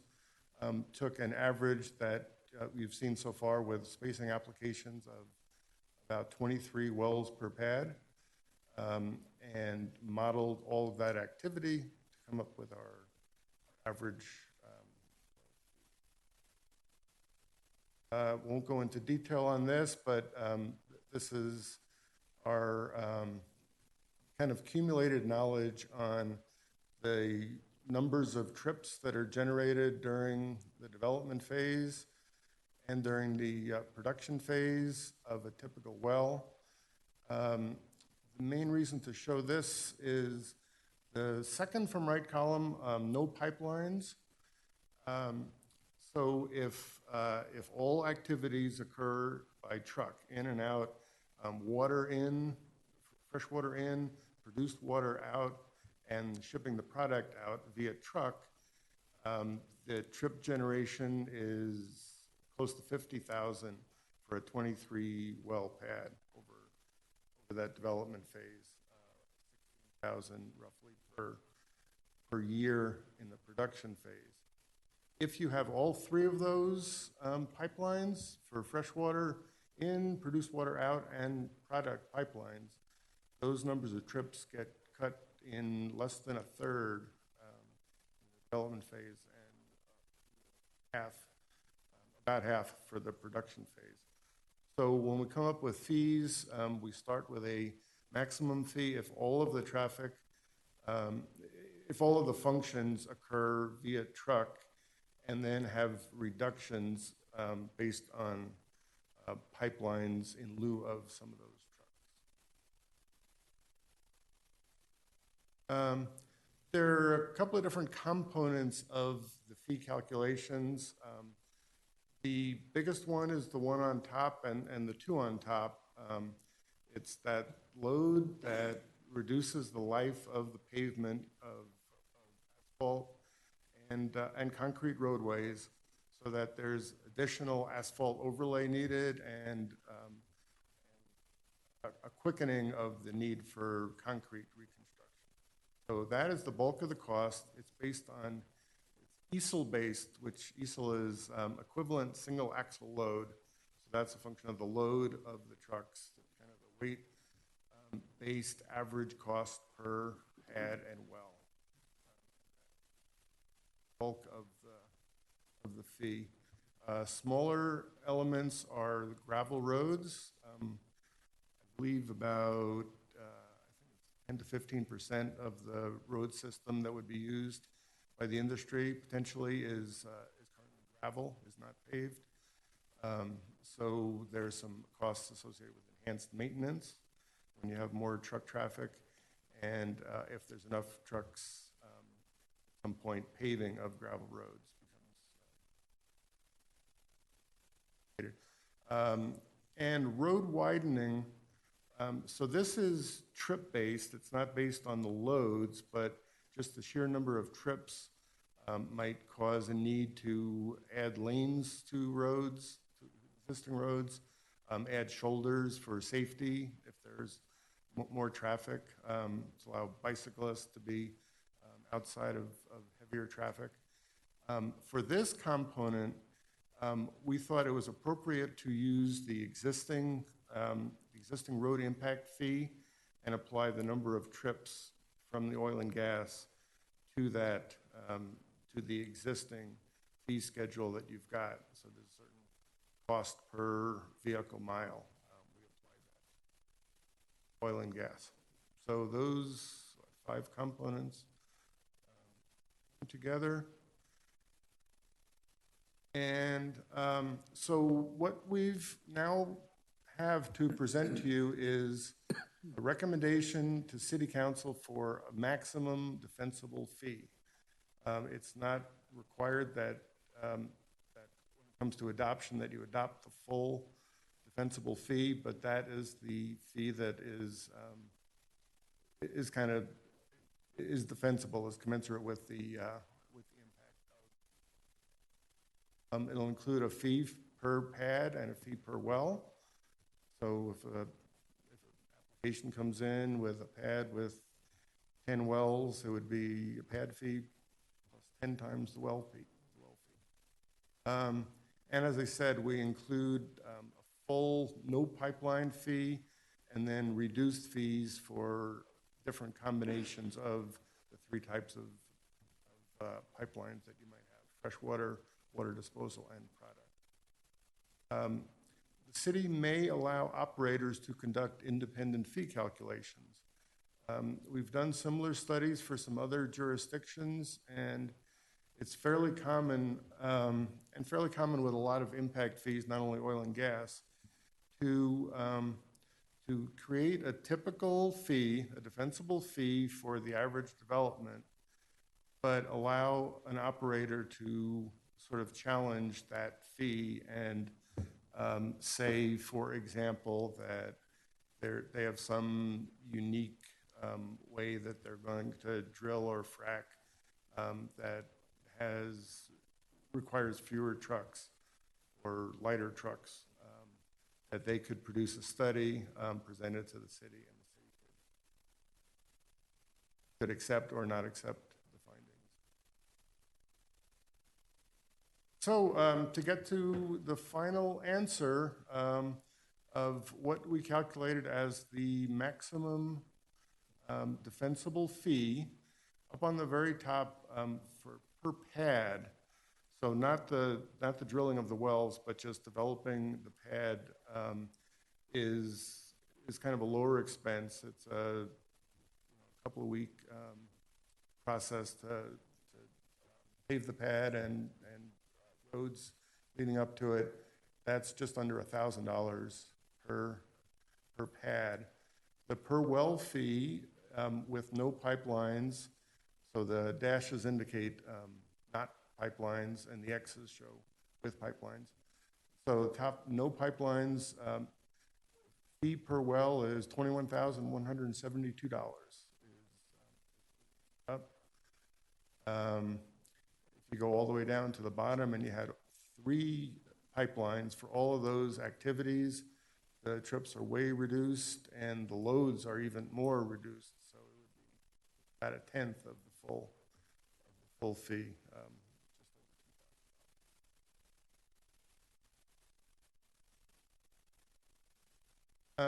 Just a summary of meetings we've had and what the plans are for next steps. We had a Planning Commission study session early last month where we did kind of a similar presentation, although we didn't have the fees calculated at that time. We had an industry stakeholder meeting. That was a meeting we held during the day, and there was a couple of COGA representatives and Colorado Petroleum Council representative, and I think it was 4 industry representatives for the 4 most active operators in the city.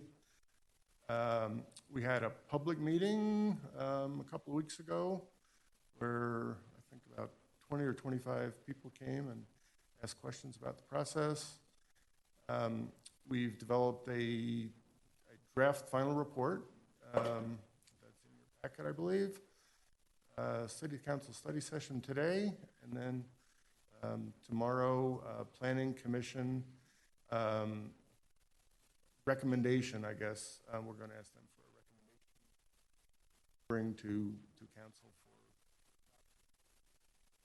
the questions and changes, and City Council adoption is tentatively scheduled for 2 weeks from today.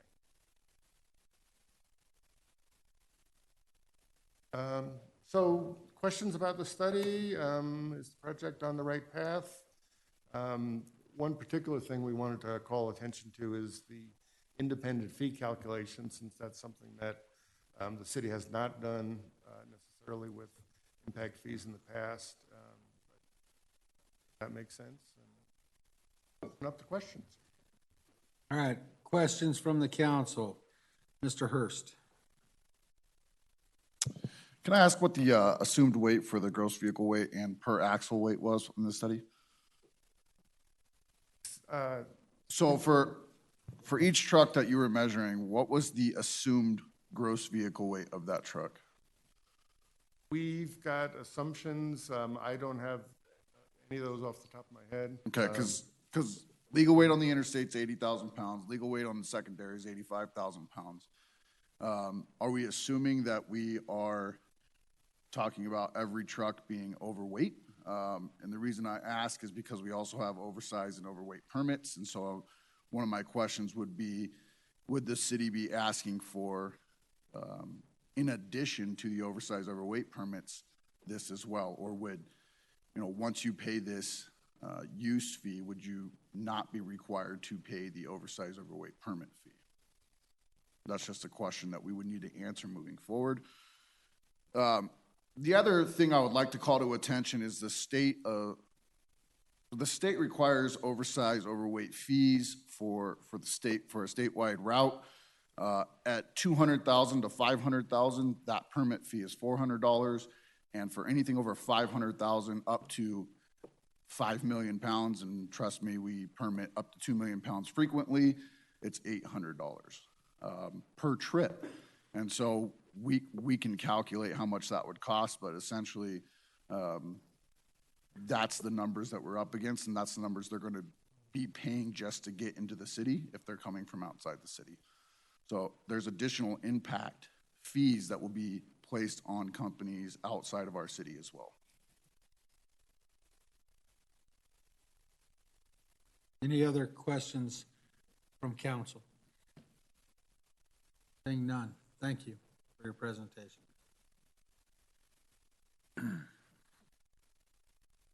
All right, is there any other administrative council business from city council? Mr. Huseman. Thank you, Mayor.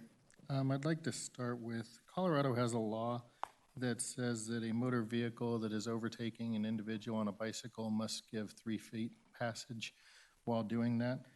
We have some roads within our city that are not connected very well with the trail network, and it creates a little bit of a dangerous situation for cyclists. Tower Road north of 104th Avenue would be one of them that comes to mind.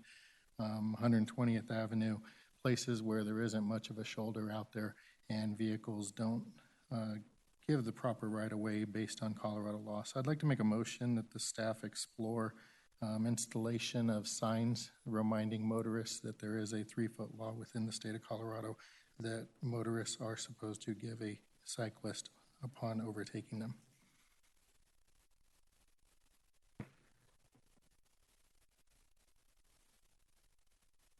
All right. Mr. Madera.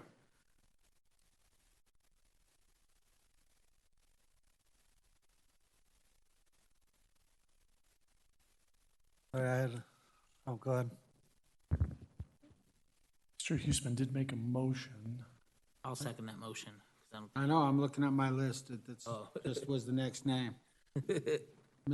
So, because I got a lot of people lit up for administrative council business.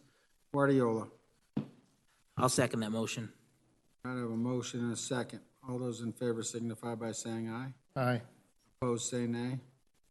Motion's carried. Now, Mr. Madera. Oh, I'm still going. All right, well, I guess Huseman's not done. Let him finish. Thank you very much for everybody for supporting that. I know that'll make some of our cycling residents happy to know that we're at least exploring avenues to make them safer. Next up, I would like to address the presentation by Ms. Maria Gonzalez, and I would like to make a motion that the city be a presenting sponsor with a $10,000 cash donation and a $5,000 in-kind donation towards services associated with putting on that event, and hope that we can create memories for our residents and aid in the unity. One of the biggest things that we always ask in almost every single board and commission interview is, how do you see the relationship between the north and the south of Commerce City? And how would you improve that relationship? And here is that opportunity for us to put our money where our mouth is and say, we truly believe in having one unified community. So my motion is to support it at the requested $15,000, $10,000 in cash, $5,000 in city staff doing the phenomenal job that they do every time we have an event like this. Hey, is there a second? I'll second. Who was that? Hurst.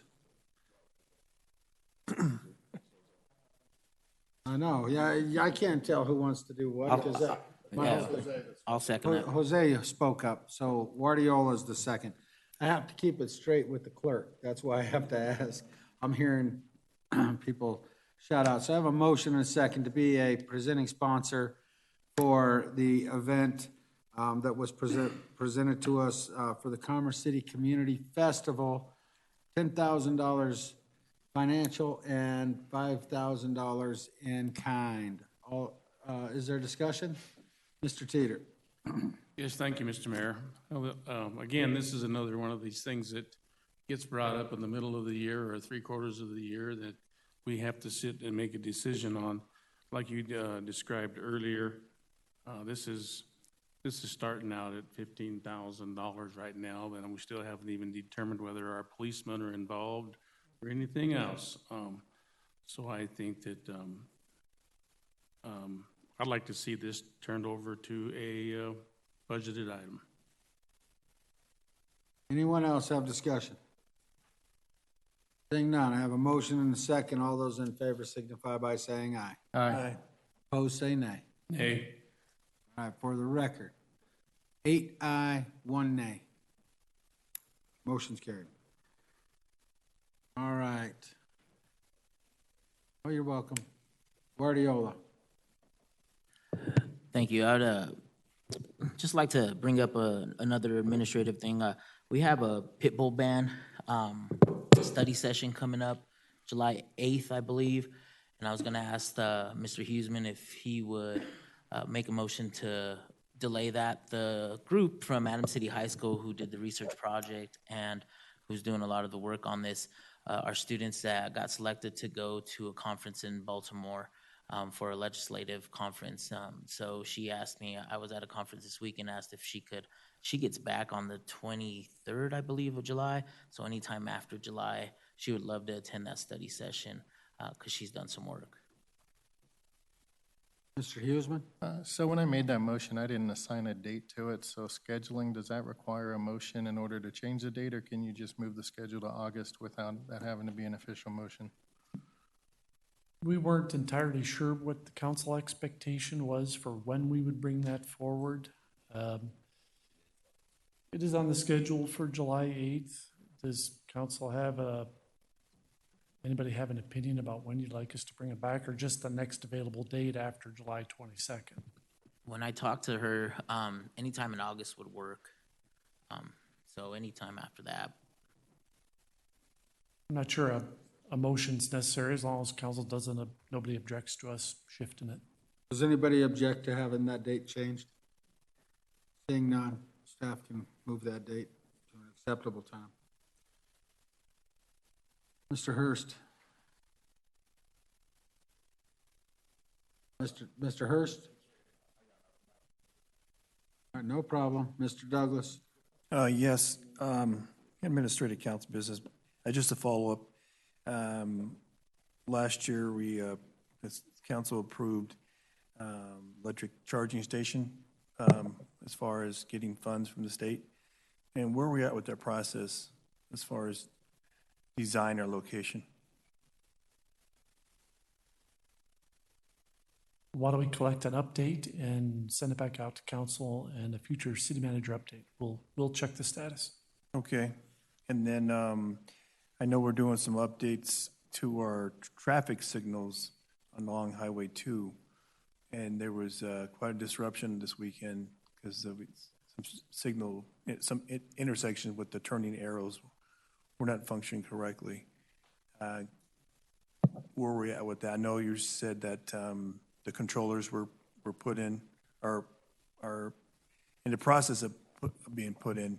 Maybe our public works director can give us an update. We'd be happy to prepare an update and send it out. I know the challenge at 104th and Highway 2 was storm related. Do you have an update off the top of your head? Yes, sir, that's correct. On late Friday afternoon, there was a ground strike on Lightning that shorted out the new control unit that was actually installed at 104th. Oh, wow.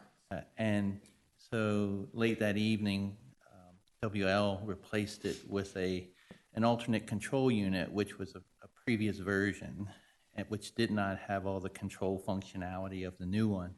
So therefore, it defaulted to some basic timeframes for how long each segment was, whether it be a turn or the straights, et cetera. So on Monday, earlier today, that unit was replaced, so it should be functioning as normally designed now, moving forward. Okay. In addition to that, when it struck the lightning, the lightning strike damaged the controls as well as 13 of the LED units, the lighting units as well. So it basically defaulted back to blinking red and blinking yellow. And then again, like I mentioned, Friday evening we replaced it with a temporary unit. And then first thing this morning we We got a new unit, which actually is the unit that was supposed to be installed down on 64th Avenue as part of our TSIP program. So that will be back ordered and installed as soon as that comes in. Right. Thank you. Thank you. All right, Councilwoman Frank.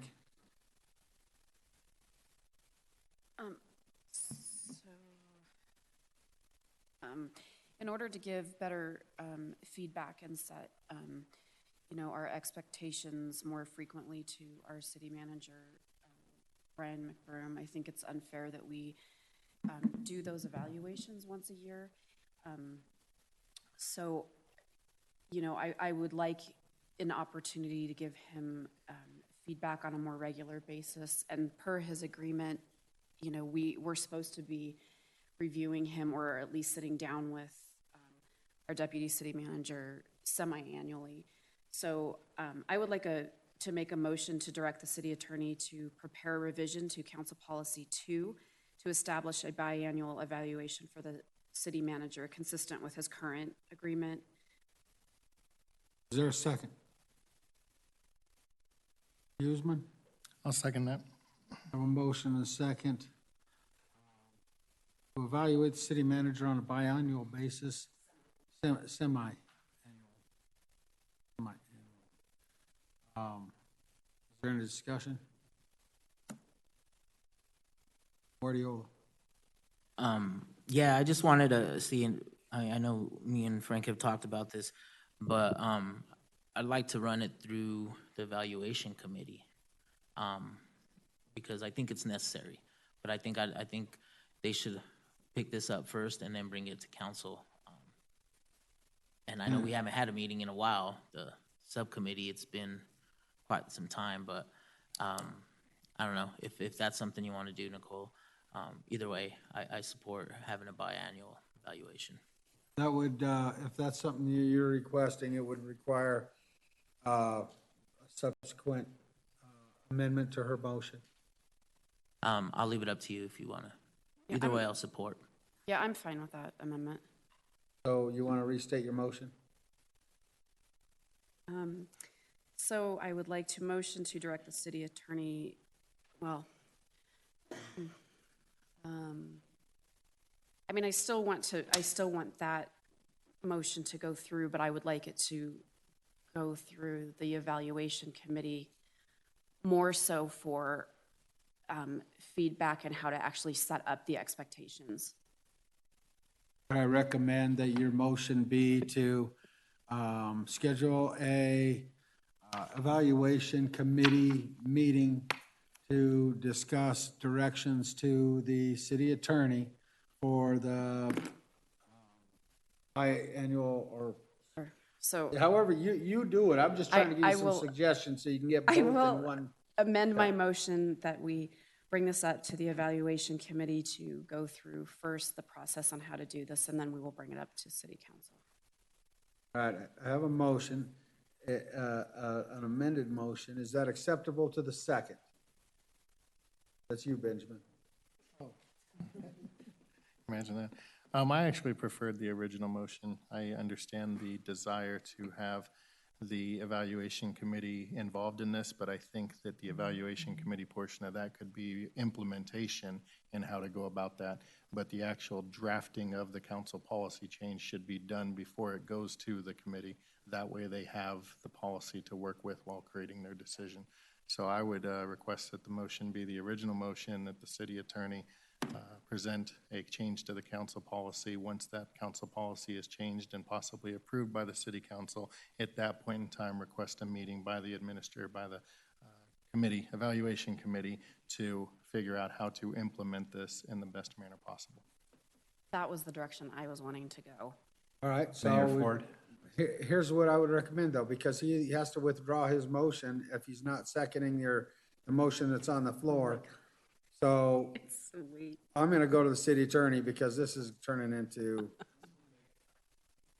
If it please the council, the discussion tonight may take longer than it would take for me to draft an amendment to the council policy. So I would be happy to present that at the study session on Monday and place it on the July 1st agenda. Council currently is supposed to evaluate once a year per the policy, twice a year per the contract, and council can discuss it any night it so chooses. The personnel matters relating to any of its employees on any evening. So happy to do that, so we don't have to have any motions. How does that satisfy you? That is perfect, thank you. Benjamin? All right, Jose, you're all good. All right, so we're past that. Davis? Mr. Mayor, I move to adjourn this meeting due to the late hour of the night and postpone the NIGs for the next regular council meeting. I have a motion to end the council meeting and alleviate the NIGADs, but I would ask, is there pertinent information that has to be, pertinent business that has to be handled in those subsequent meetings? Those are inclusions for the NIGADs that I believe could be handled very promptly unless there are people here to speak on them. Each board, though, would have to, or the NIGAD would have to continue the meeting, though this board couldn't. All right, gotcha. So we'd have to get into those meetings. All right, so Mr. Davis, I think it'll be pretty smooth and quick. Okay, I withdraw the motion. Thank you. Mr. Madera, your light's no longer lit, but I'm expecting you have something. I was going to second Mr. Davis's motion. All right. All right, so if there be no further administrative council business to come before the council this evening, we're going to get into the city manager report. Mr. City Manager? No additional report, Mayor Ford. Mr. Attorney? Oh, I'm sorry. I'm sorry, we do have a letter that we sent out earlier today that would require the city council to authorize the mayor's signature regarding railroad advocacy. Have council members had an opportunity to review that letter? Mr. Smith would be happy to walk through it. That can also be taken up at another city council meeting on July 1st. Is there a motion? Mr. Huseman? I'd like to make a motion to approve the mayor signing the letter to the Colorado delegation of legislators and senators regarding railroad issues within our city. Okay, Councilwoman Frank. I'll second that. A motion and a second. All those in favor signify by saying aye. Aye. Opposed, say nay. Motion is carried. City Attorney, do you have anything? Nothing. That can't wait till next week. Thank you. On mine, all I would want to do is thank the staff and the council that was able to attend the outreach. Heard there was a lot of people there. I think it's the first one I was actually missed, but thank you for covering, and thank you to all the staff and our citizens for participating. With that, I'm going to not get into a lengthy report, and I'll end things there. Is there anything anybody else has that is time sensitive? Mr. Guardiola? I think I'm talking about your chicken. Just got to appoint a mayor. Don't you have to appoint a mayor for tomorrow through Friday? Oh, yeah, you're pushing me, aren't you? The council will be out of town for the Colorado Municipal League Conference. Everyone will be attending that conference except for Mayor Madera. He will be the mayor from tomorrow through Friday. And you know, I got a lot of confidence in you. Don't blow that, all right? So Mr. Madera will be the mayor. If you have any concerns, potholes, any of those type of related matters, please do not hesitate reaching out to him. All right, I see no further business before the city council this evening. We are adjourned to the NIGID meeting. I'm going to call that meeting to order and ask the secretary to call the roll. Chair Ford. Here. Vice Chair Teeter. Here. Board Member Madera. Present. Board Member